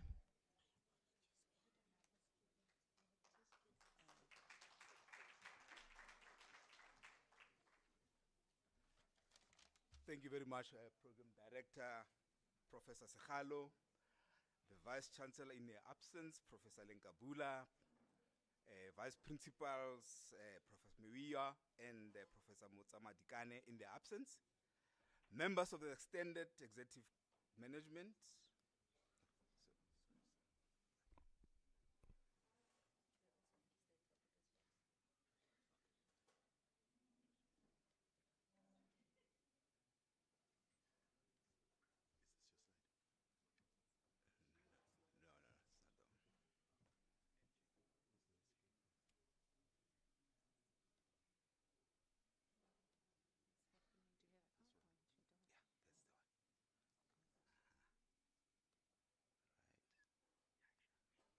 Okay. Yeah. Pardon me for the interruption. I was saying, acknowledging the professors, the vice principals, Professor Mewiya and Professor Motsama Dikane, members of the extended executive management present here this afternoon now. In particular, I want to say a word to Professor Magano, congratulations. You know, she's my boss, so I need to... You are an inspiration to us in the department. Now, on behalf of Dr. Govender and all the adjudicators, Dr. Govender is the director of the DCDT. I would like to congratulate all the candidates that participated in both the College and Institutional Excellence Award in Teaching and Learning. The adjudicators would also like to commend all candidates for the hard work and the quality and professional nature of the portfolios of evidence received. I know it was a lot of sleepless nights, hard work, and also using their own resources to ensure that they gather evidence, ensure that the portfolio is well written, and so on. I think a round of applause to all the finalists is wanted now. Now, adjudication process is no longer easy. In fact, Professor Magano, I think for the future we need AI to assist us. Now, we had two panels of adjudicators. In the first panel, we have Dr. Govender, who's our group leader. He's also the director of Curriculum Development Transformation. Ms. Michelle Luque, coordinator of my Unisa. Professor Ruth Aluko from the University of Pretoria. And maybe the colleagues who are there should stand so that the audience can see you. Other colleagues, I know that Dr. Govan is on leave and Professor Aluko might be listening virtually, I'm not sure. Thank you very much. Now, this panel adjudicated on the following: on the Excellence for Innovation in Tuition, Excellence Award for Assessment, as well as Excellence Award for Transformation in Teaching and Learning. Now, the submissions under Excellence for Innovation in Tuition were Ms. Benadi, Dr. Leroux, Dr. Karin Prinsloo, or maybe I should also maybe even indicate the colleges. Dr. Benadi from CSET, Dr. Leroux from SEDU, Dr. Prinsloo from CHS, and Ayanda Matsane from KES. Participants in the Excellence for Assessment were Professor Robinson, Ms. Palisa Mpofu, and Mr. Charles Leotlelo from KEMS. And then candidates from the Excellence Award for Transformation in Teaching and Learning were Ms. Zandisiwe Khatebe, Professor Kobus van Weingaert, Ms. Mbali Khame, and Mr. Obakeng Africa, all from CHS. And then we had the second panel of adjudicators. The group leader was yours truly, Dr. Nduna. I'm the deputy director responsible for CSET in the DCDT. Dr. Petro Kotsie, actually, is the correct pronunciation, Kotsie. Deputy director responsible for camps in the DCDT. Dr. Christo Dupre, deputy director responsible for CAES in DCDT, as well as Dr. N. Maseko from the University of Johannesburg. Let them stand, those who are available today in our midst. Thank you very much, colleagues.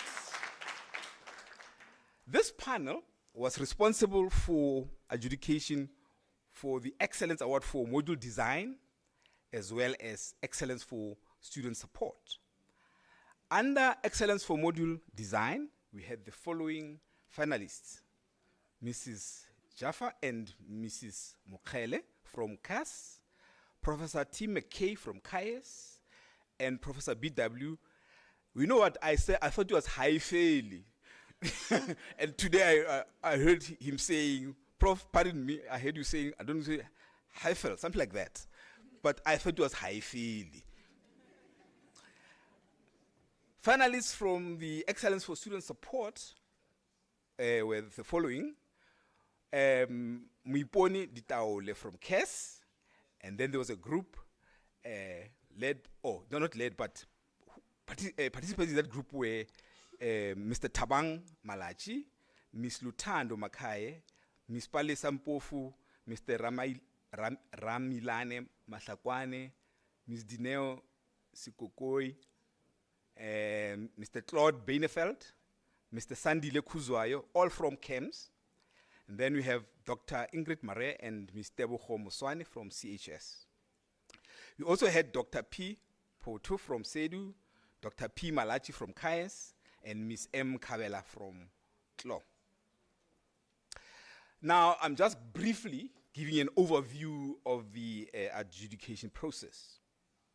Now, as we know, the adjudication process was a very rigorous process where comments by each adjudicator was taken into consideration.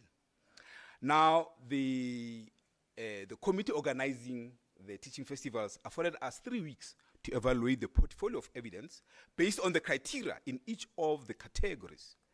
Now, candidates also had access to these criteria during the workshops attended. I know that Dr. Govender and myself conducted those workshops where the candidates also attended prior to the compilation of their portfolios. The adjudicators held a Teams meeting that was convened by the group leaders to discuss their scores and findings. At the end of the adjudication process, there is a consensus based on the average scores of adjudicators was reached as to who the winners were in each of the categories. Consensus was based on the evidence-based, I must repeat, evidence-based corroboration of assertions made in the portfolios, as well as the qualitative evaluations in track changes that we made and comments by each individual adjudicator in each of the portfolios. Note, I want to emphasize that one. The adjudicators were of the view that the threshold for awarding excellence should be at least 75%. Otherwise, no award should be made if it is not met. We then noted a number of areas of excellence from all the portfolios. For example, just a summary, colleagues. The portfolios of evidence submitted were in general, were written exceptionally well. Candidates included in their portfolios a teaching philosophy. I think it was a good idea, in fact, to say that in all categories, candidates must have a teaching philosophy and learning theories that were clearly documented and highlighted with various scholars that influences them. Of course, there should be alignment now between those theories and the portfolio, whatever content of the portfolio. You don't just throw in a philosophy or learning theory and then expect that even if there's no alignment, that expect that you then consider it. The academic structure was also coherent and methodological, providing evidence-based corroborations of various interventions and innovations integrated in the learning and teaching practice. Some candidates demonstrated with evidence various innovative practices that are enacted in learning and teaching. For example, gamification, talked about flipped classroom, and so on and so on. I can't count all of them. I just took examples from some of the work of the candidates.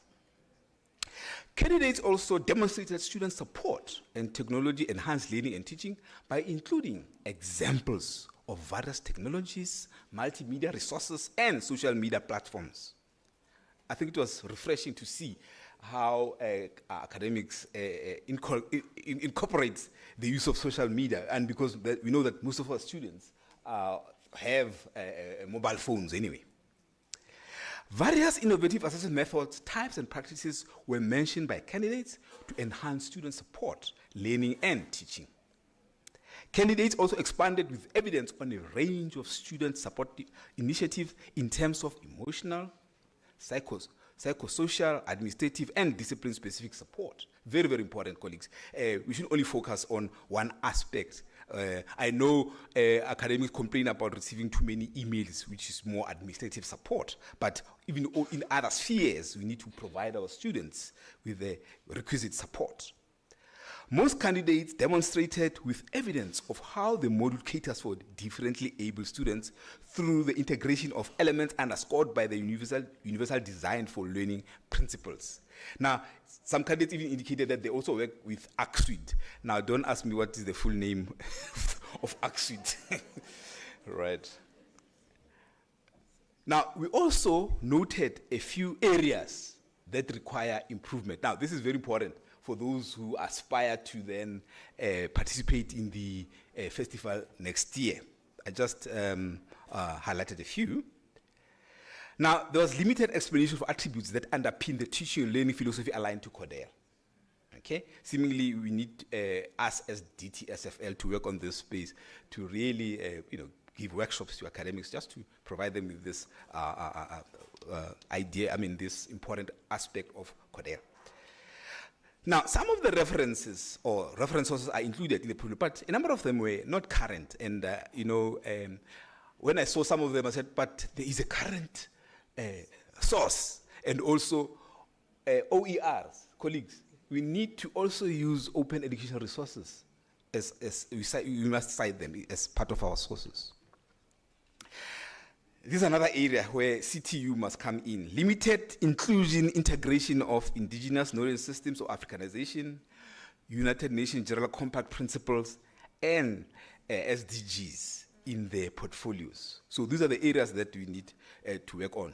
SDGs, Sustainable Development Goals in the portfolios. So we need to work on these things. So I hope that next year, when we do our workshops prior to the competition, that maybe the presenters should also zoom in on these aspects as they prepare candidates for the competition. Now, we made a few recommendations. Now, we feel as educators, you should be afforded access to module sites to corroborate evidence provided in the portfolios. I know it's a challenge, especially because we also have external adjudicators. But for internal ones, perhaps a way could be found of ensuring that they get access. But I don't know how ICT and my colleagues in my Unisa would make sure that there is access. The other thing that we noted was that we like to encourage colleges to enter candidates in all categories of Excellence in Tuition Awards, because we noted that some categories didn't have any finalists or candidates. Now, there is this category of lifetime award.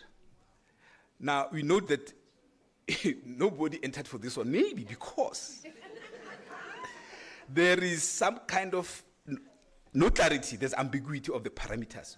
If you say somebody must receive a lifetime award, is that somebody has Has it to be maybe 5 years experience, 10 years, 20 years, or what? So I think policy needs to be clear on that aspect so that colleagues could then be able to enter for this category.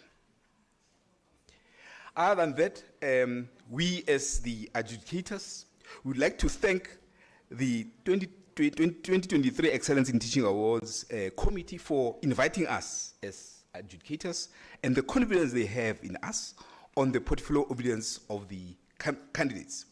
We also thank the committee because the committee was guiding us, supporting us to enable a smooth adjudication process. To all candidates, we thank you all for the excellent portfolios of evidence compiled. You are all winners, in fact, in the teaching and learning space. Unfortunately, there could only be one winner for each of the categories entered for. Your efforts have not gone unnoticed because you are an encouragement to others who did not enter or made a submission to the Teaching and Learning Awards this year. We therefore encourage and urge all those who did not enter and win the ultimate prizes to please enter again for this tuition awards, for this tuition awards next year. This will be good in the broader scheme of things, in the improvement and excellence in the academic project of Unisa. Ladies and gentlemen, I thank you for listening to me.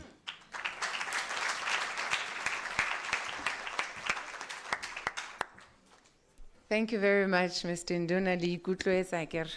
Those of you who are aspiring and are thinking about entering, I hope you were listening. I appreciated the recommendations not only to the finalists, but also recommendations for the adjudicators as well, in terms of how the process could be done in a more improved way. What is it that can be done? And the idea of getting access actually to the work and not just go by what the candidates are saying is something to really consider. Ladies and gentlemen, I know we're running a little bit behind. I appreciate your patience, and I'm going to request that you continue being patient so that we can all enjoy lunch together. We're all here to see who our winners are, and let's all stay, please, so that we can find out who our winners are. I was told that we actually had 2 and not 1 student reflections, and there is no way we will not give the second student the opportunity to share his or her reflection. So we're just going to take a minute or two to listen to the second student. My name is Tutula Sodumo. I am from South Africa in the Eastern Cape, and I am a student with disabilities at the University of South Africa. I was part of the Decoloniality Africana Thought Discourse and Critique course at Unisa in 2022, and I will be giving my feedback regarding the course. So the question is, how did the lecturer of the module motivate you to study? It was quite easy because on my Unisa, the module was quite thought out.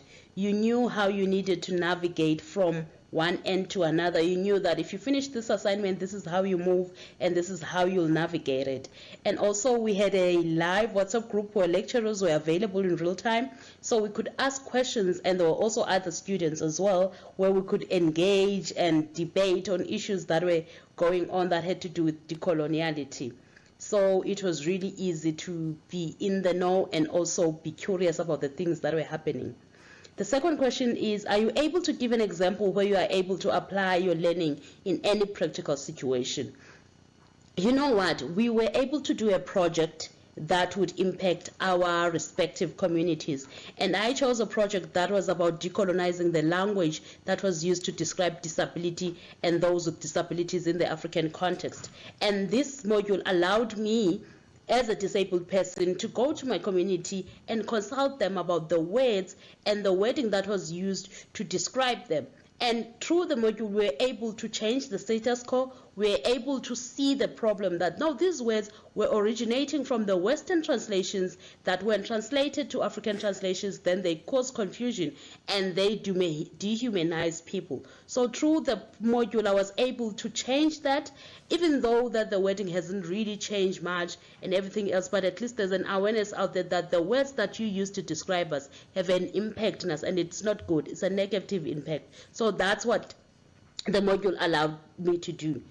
Question number 3, would I recommend the module to anyone? I am still looking for a module like this. In fact, I'm looking for a complete course that I can do that would be able to make me get out of my shell and experience the euphoria that I did experience with the module. So overall, I am happy, and I got a distinction. That's how dedicated I was. That's how beautiful the whole journey was. And even when we were in the groups, we were called travelers. So you also felt like you were traveling with these people in the midst of getting all the knowledge and learning as well. So thank you so much to the lecturers. Thank you so much to the student. This was a great module.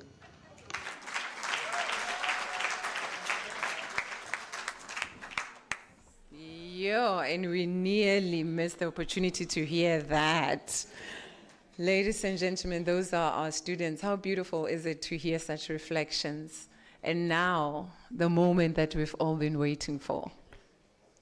Our winners today. And to assist me with this process, I'm going to ask Professor Magano, as she's being briefed. My deans, you should also be ready as well, Professor Setlari. But first, I'm going to ask Prof. Magano to come and say a few words, and then she will assist in announcing our runner-ups and also the winners for each category. Yes, the runner-ups and the winners. So, Prof. Magano, whenever you're ready. Maybe in the meantime, the band can play a little something.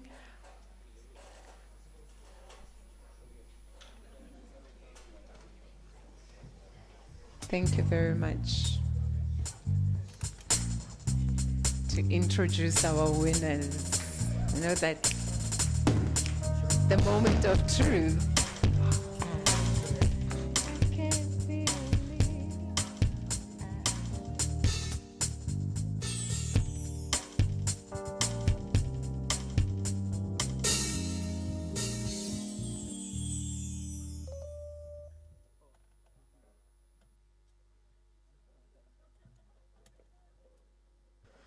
Thank you so much for executing these duties so excellently.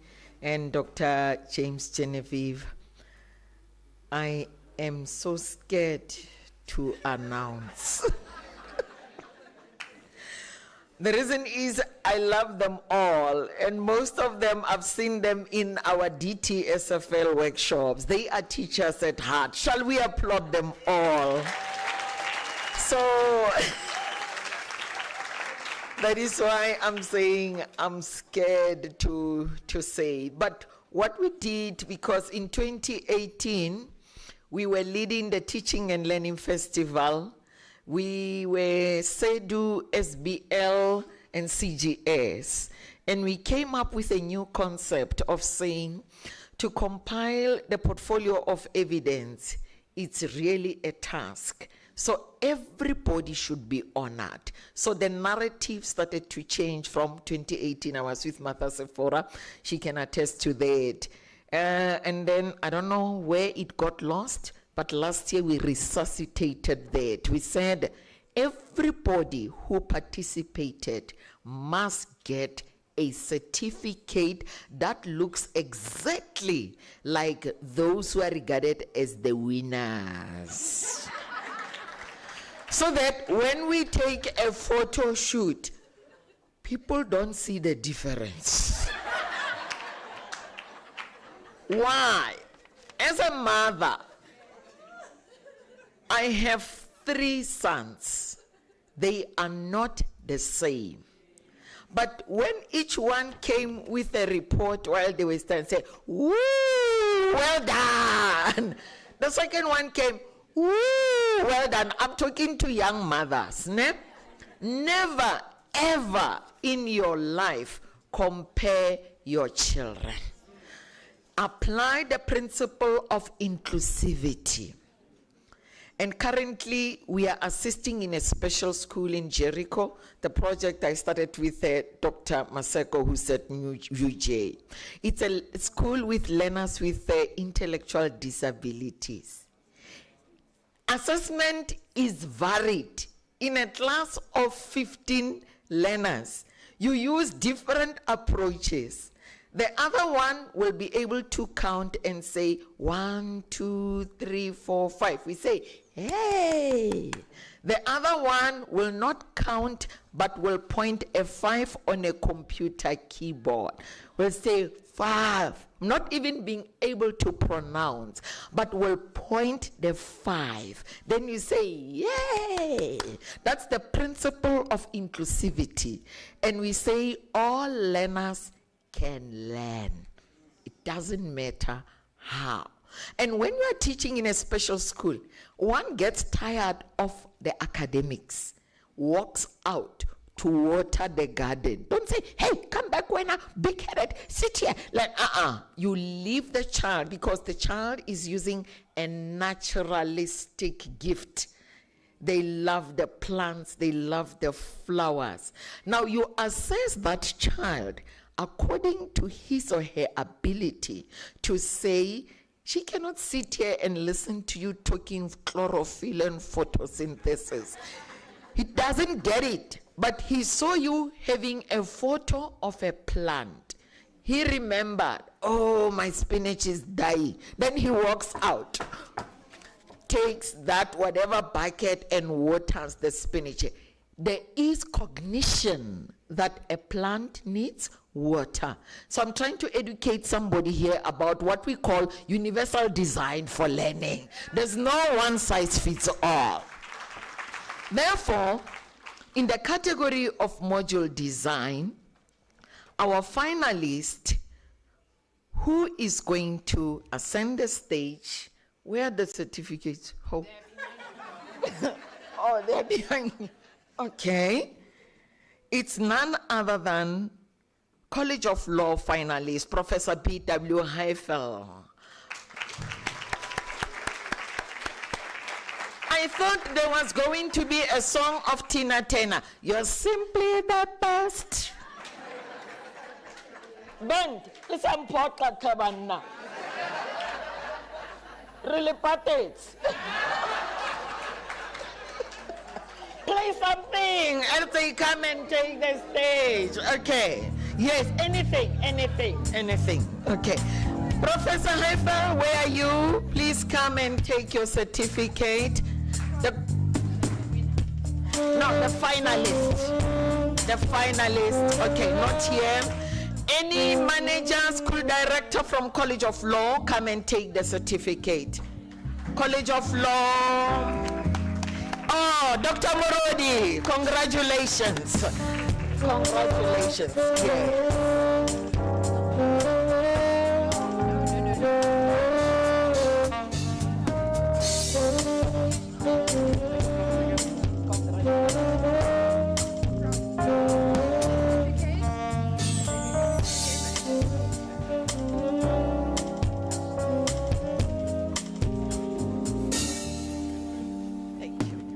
And then the second finalist is none other than College of Agriculture and Environmental Sciences, Professor T. McKay.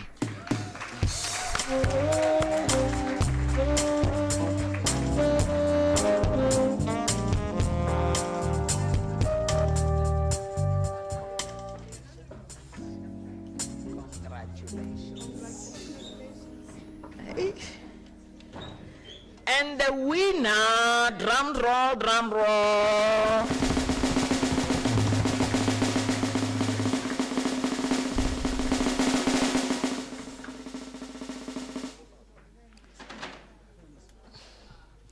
College of Accounting Sciences.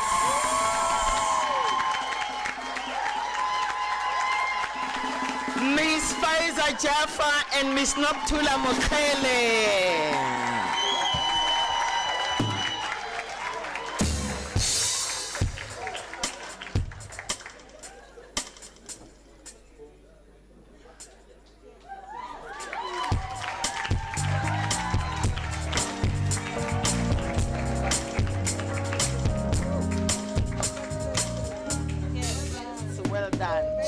Well done. Yes. We are coming to the second category of student support. We will start with the finalists first. College of Economic and Management Sciences. They will come to the stage. Mr. Thaba Malachi, Ms. Dineos Kokoi, Ms. Palisa Mpofu, Mr. Ramilani Mutlakwani, Ms. Claude Beinefeld, and Mr. Sandy Lokuzwa and Mr. Nolutando Makaya. Applause.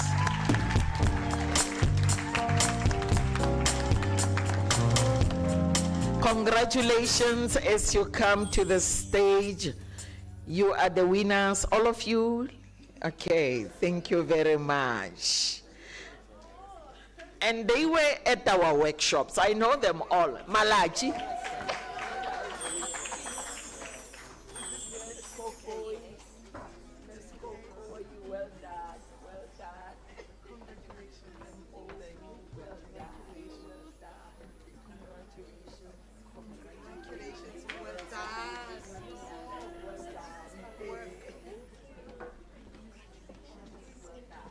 Thank you. Congratulations. And then we come to the second finalist. Okay. Sorry. I'm so sorry, everybody. As soon as you get your certificate, please stand here, face the photographer so that we can have a photo, and then you can go back and sit down, and then Prof will announce the the next winner. Paparazzi moment.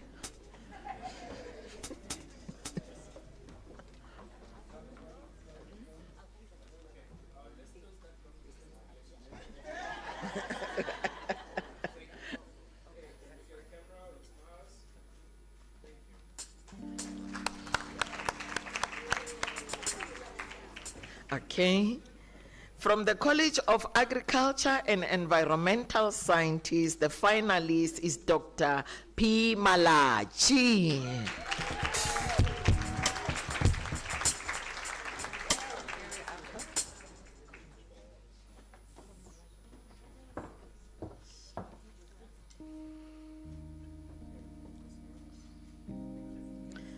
Thank you very much. From the College of Law, the finalist, Ms. M. Mkabela.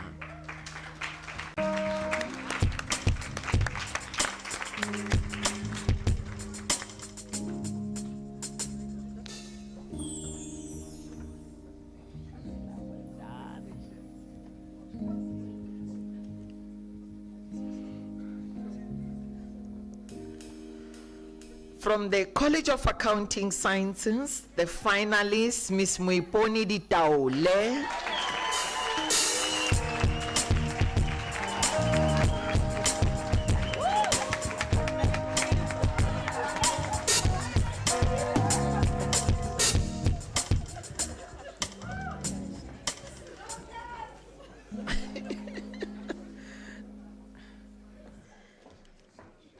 And the winner in this category from the College of Human Sciences is none other than Dr. Ingrid Mare and Ms. Ditebo Khomoswani.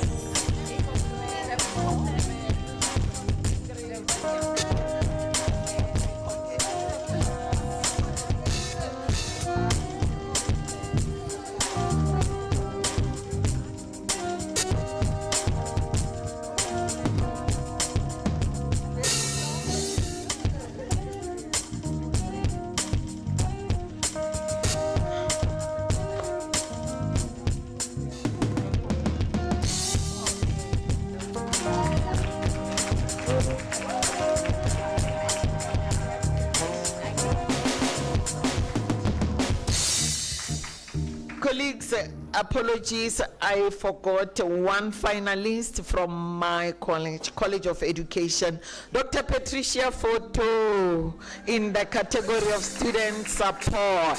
Pets.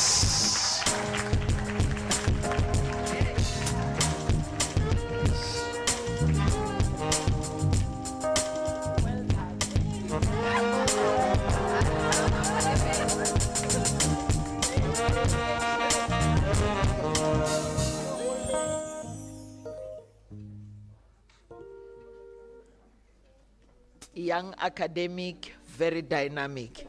She just joined academia now, but she's going higher and higher. Innovation and tuition. The finalist from the College of Accounting Sciences, Miss Ayanda Matsana.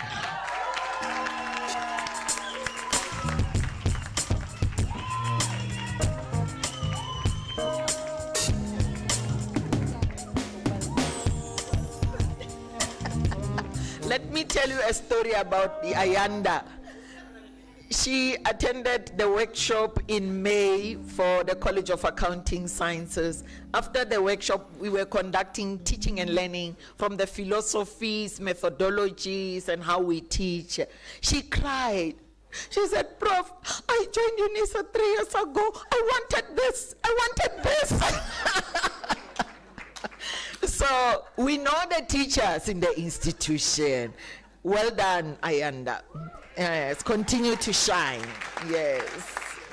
Then from the College of Engineering, Science and Technology, and the finalist is Miss L.L. Benade, Chemistry. Yes, well done.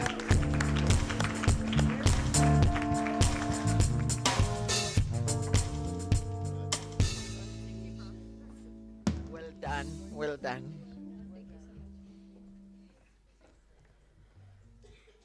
College of Human Sciences, the finalist, Dr. Karen Prinsloo.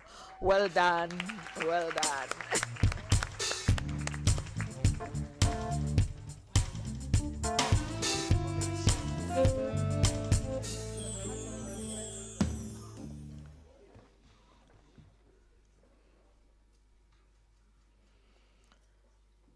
The drum roll, and the winner in this category, College of Education, Dr. Leroux.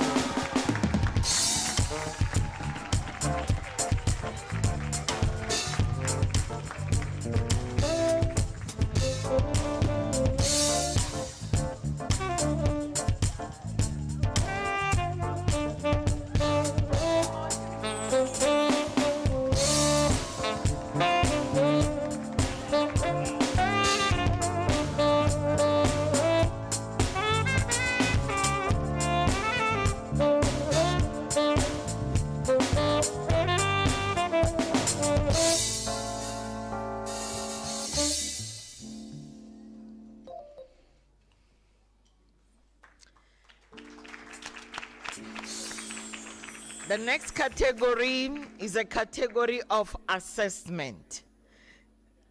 This is my favorite category. Every year, I check who's winning in this category.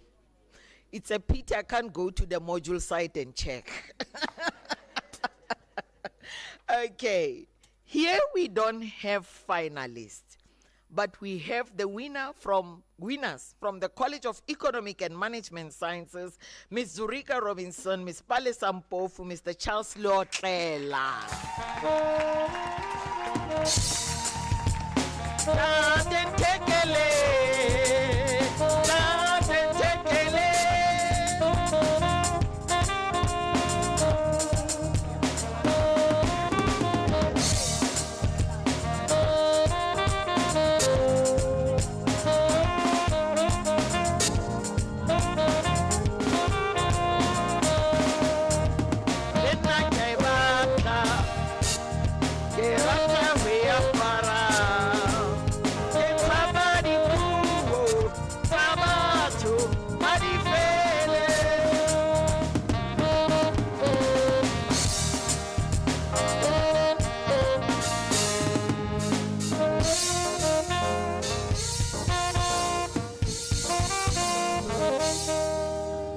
The last category, we do not have the winners in this category, but we have the finalists.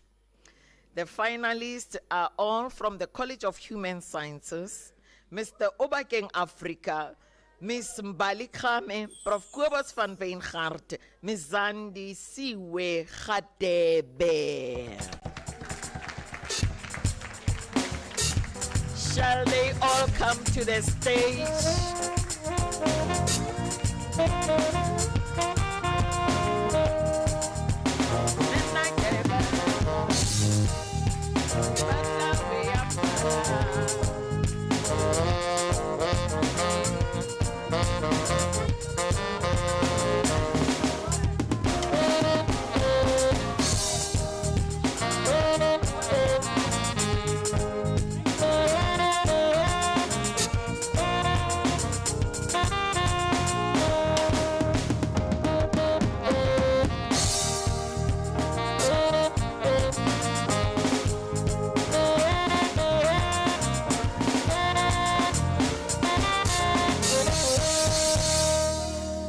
I'm going to ask all the finalists, all the winners to come. Oh, at the end. Okay. No, thank you very much. The program director will do that. I was just excited to say everybody must come. So they're giving me orders, protocol. Thank you. So we are done. Thank you so much. Thank you. Thank you so much, Prof. Makano, and thank you very much, colleagues on stage. You may go and take your seat.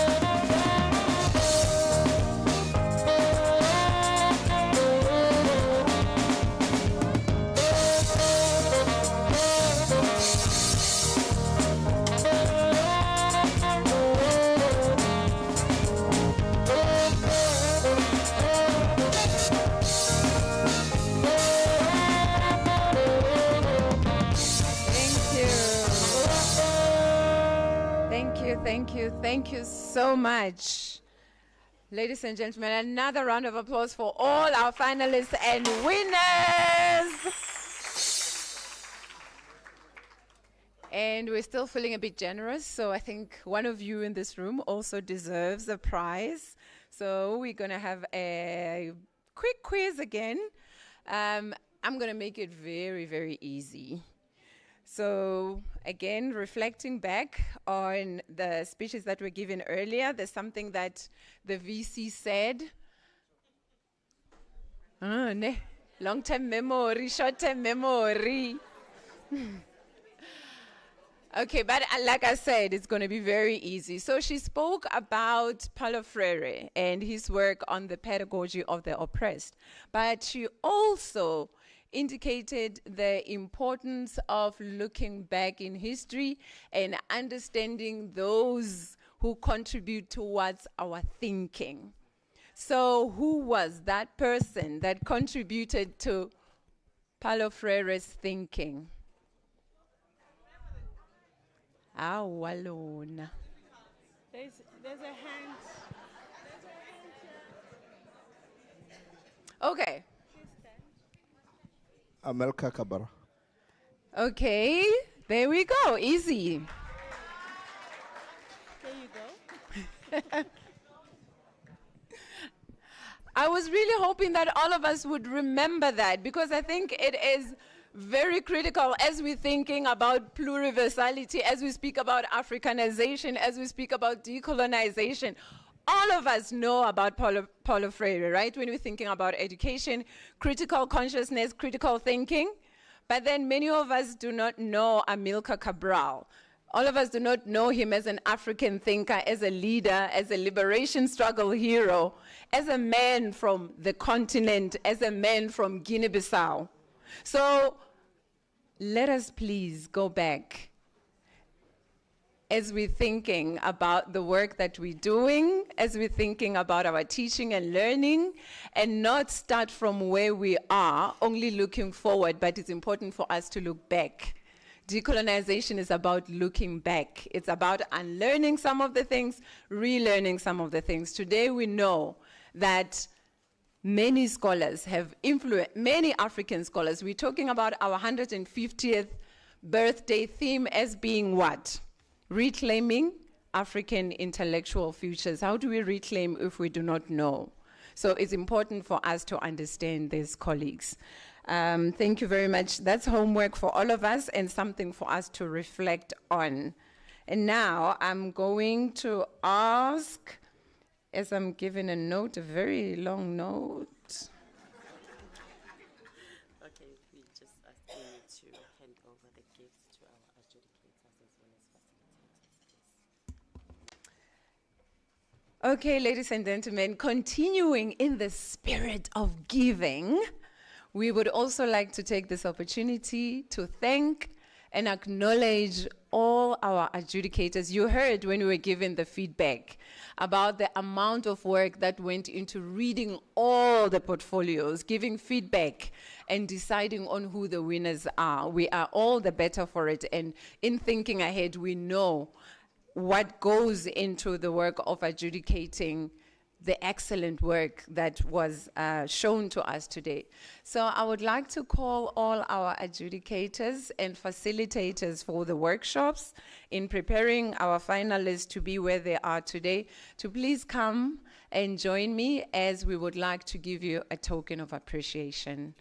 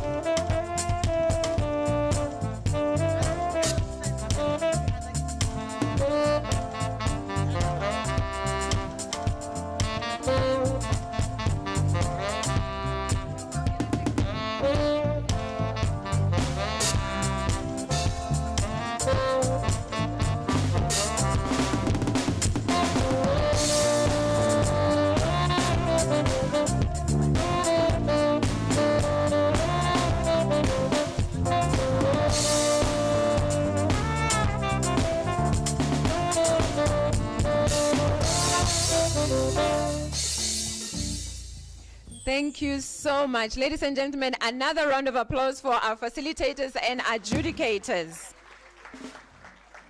It is really a labor of love. As I've indicated, it does take a lot of work to read all the submissions. It's not only what you've seen here today, but it's also all the others that were nominated but could not make it to the finals. Their portfolios were also read as work, so it really is a lot of work. We appreciate you, and we hope that we can call on you again next year and other years to come. So thank you very much, our facilitators and our adjudicators. And now, ladies and gentlemen, as we move towards the end of our program, I would like to call Mr. Matthews Mukwena to also offer us with his gifts of words.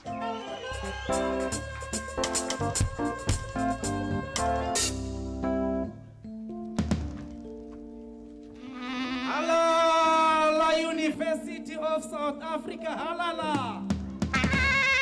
Bayete, Teaching and Learning Award, Bayete.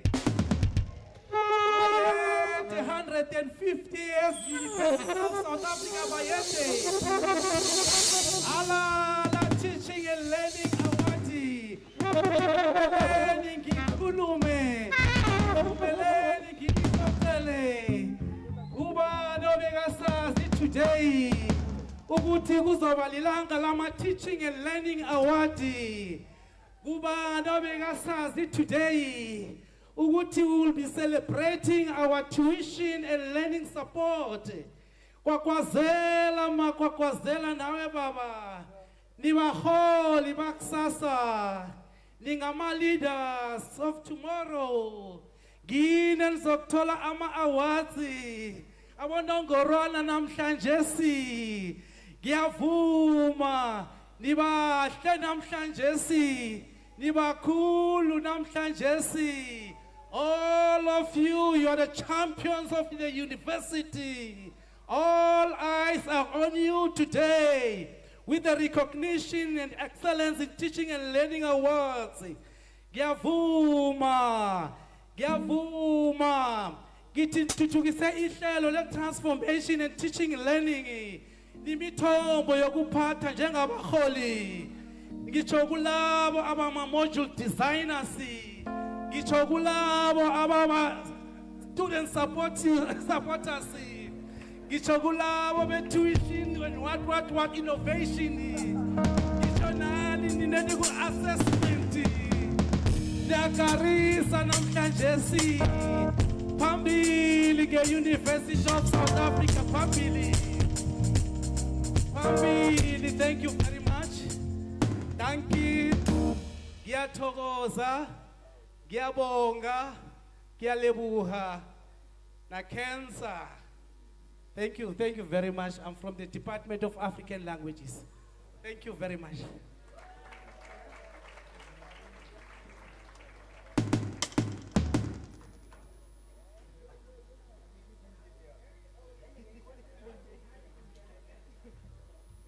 This is not. Okay, thank you very much. Thank you very much, Mr. Mokoena.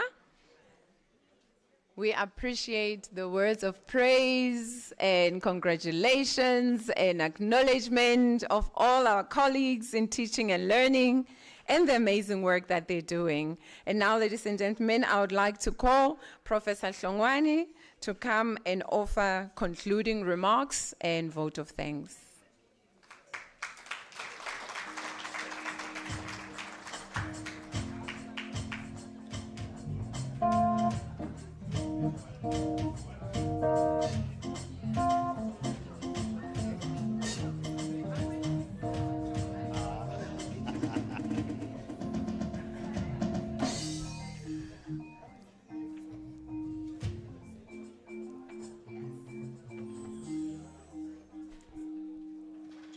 Thank you, Program Director. When I ascended the stage, I nearly said, "Allah, Allah, teaching and learning, Allah." Okay.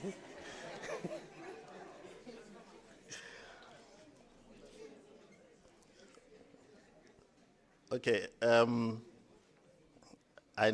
know that now I'm standing in between us and L. And without wasting any time, the role that I've been given is very easy than other roles. You know, when you're given the role to do a closing remark and vote of thanks, for closing remarks, you just repeat what other people said. And then vote of thanks, you just read who was on the program. And then it's done. So you won't be accused of anything. So, and to be on the safe side, I'm not going to repeat what other people have said because I might misquote them. And I might be accused of also not properly acknowledging them, and then which is plagiarism. So without wasting time, let me say thank you to our poets,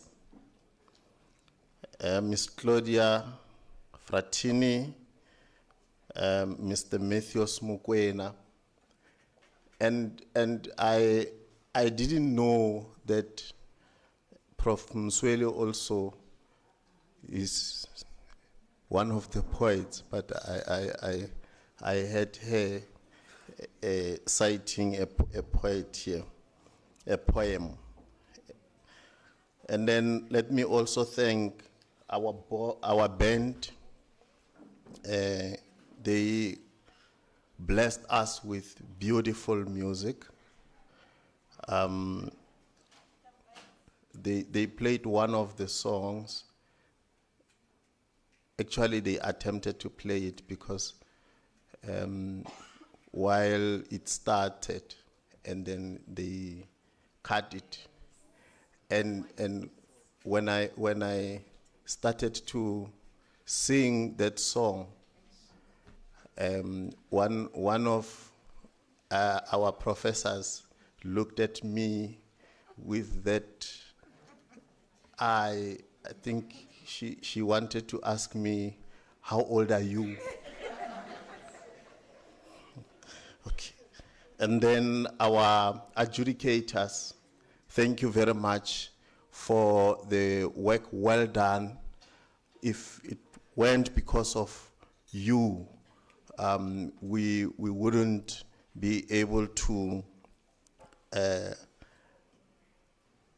have this job well done. Thank you so much.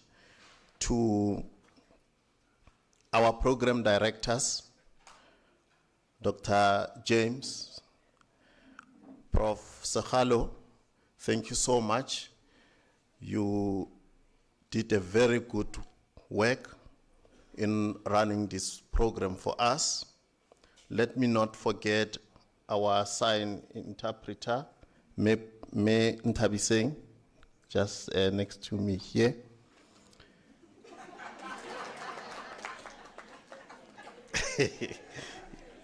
Thank you so much. As we are aware that sign language is also one of our official languages in South Africa. So as Unisa, we are pleased to be taking it very serious. And I saw members of Unisa Media. Also, thank you very much for blessing us with your presence, making sure that the good work that we are doing will be exposed outside so that people see the good work that we are doing and not only focus on the bad things, which most of them are not even true. So thank you very much for blessing us. The organizing team, thank you so much for organizing such a beautiful event. The only thing that I'm not satisfied with, I'll discuss it with you. I don't have a t-shirt, but this is one thing to take it off this platform. But thank you so much. This is the work well done. And let me also appreciate the presence and the support of our academics. I saw the CODs are also here from different colleges, executive deans, deputy executive deans, executive directors, school directors,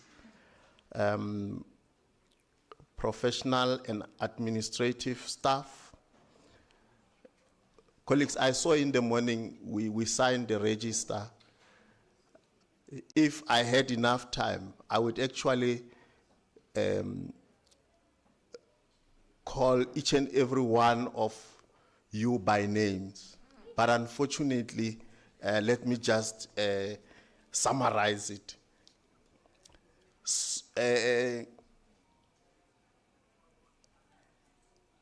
Our kitchen, let me not forget you, because we might be disadvantaged in terms of the next agenda item. Our nominees, we are here because of you. If it weren't because of you, we wouldn't be here.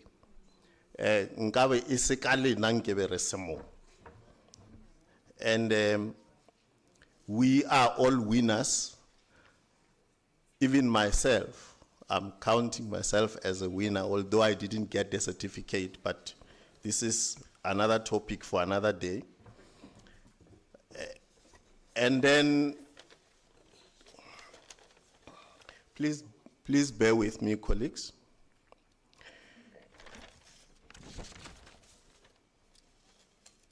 And then also, Prof. Msweli, who rendered the welcome address for us. Prof. Lenkabula, our principal and vice chancellors, with the introductory remarks. I'm sure, colleagues, we've made some notes. As some of us, we also won some prizes. So let's appreciate, colleagues. Also, Prof. Mahano, for the item that you've rendered here in terms of teaching and learning on behalf of the VP's office.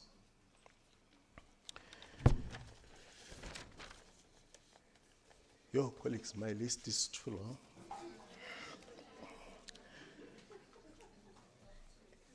And I would make a very big mistake, colleagues, if I don't also appreciate our guest speaker.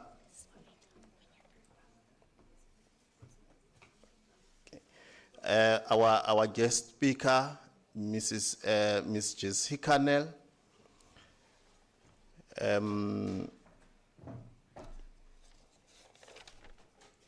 Did I acknowledge everyone? Okay, and colleagues, the students also, let me not forget them, because we won't improve. We cannot improve our offerings if we don't get feedback from our students.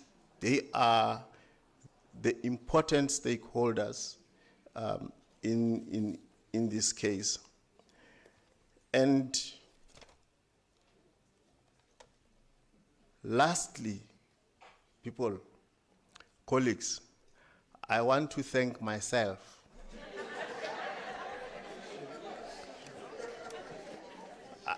I'm also on the program. So the mistake that I don't want to do is to thank other people and forget myself.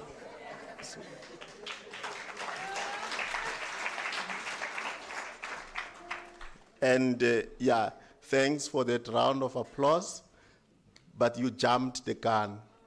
So can we have a round of applause for all the people that I've acknowledged?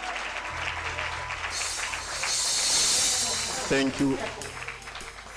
Thank you so much. Back to you, Program Director. I think you are going to announce about lunch, but I'm not sure. Thank you. There's a piece of paper. It's for you. Ndede Hlongwane, okay, you were asked to remain here because I think our colleagues have something to give to you because you have an announcement to make.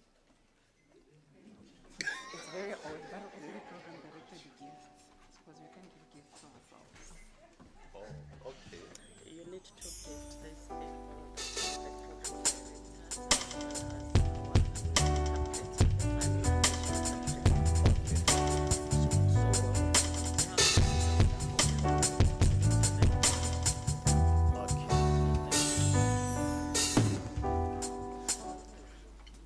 Okay. Yeah, you see, it's important to understand instructions, ne? Yeah.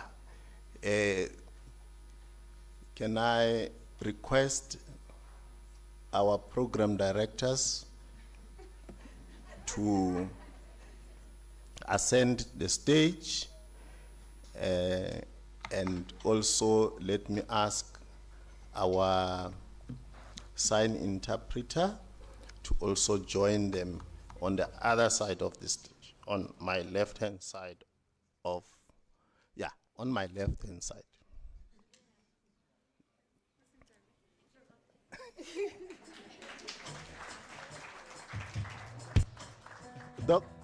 Where's Dr. James?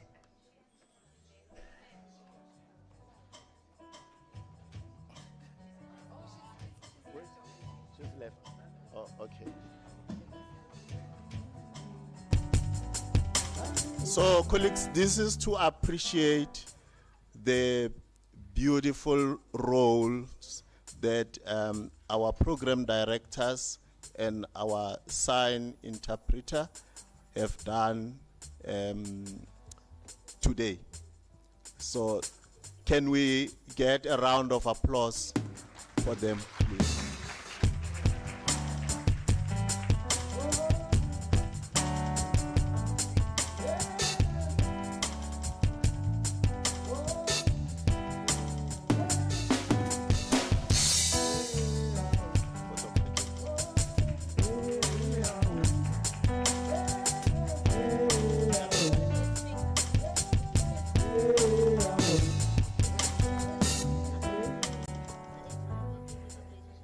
Thank you very much, Dr. Hlongwane, and the notes keep coming. Okay, colleagues.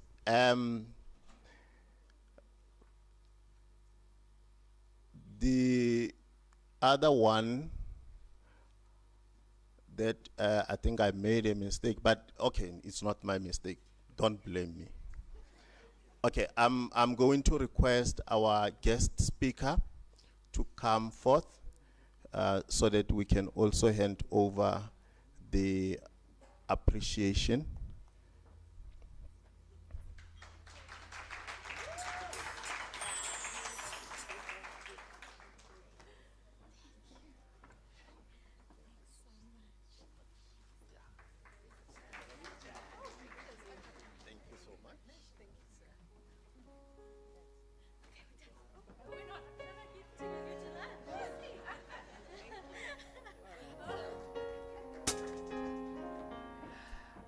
Finally. And now, ladies and gentlemen, just a quick announcement on how we're going to do this. For those of you who requested halal, it will be served on my right. And the rest of us, there are 2 serving stations. And these are, I think, on both sides as well. So halal is only this side, and for the rest of us, it's on both sides. And then Prof. Makhanu and the colleagues sitting on the same table as Prof. Makhanu will be served where they are sitting.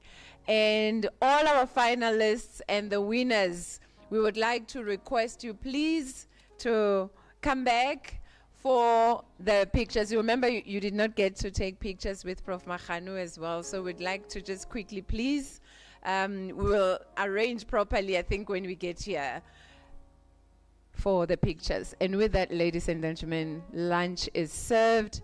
Thank you so much. Enjoy the rest of your afternoon.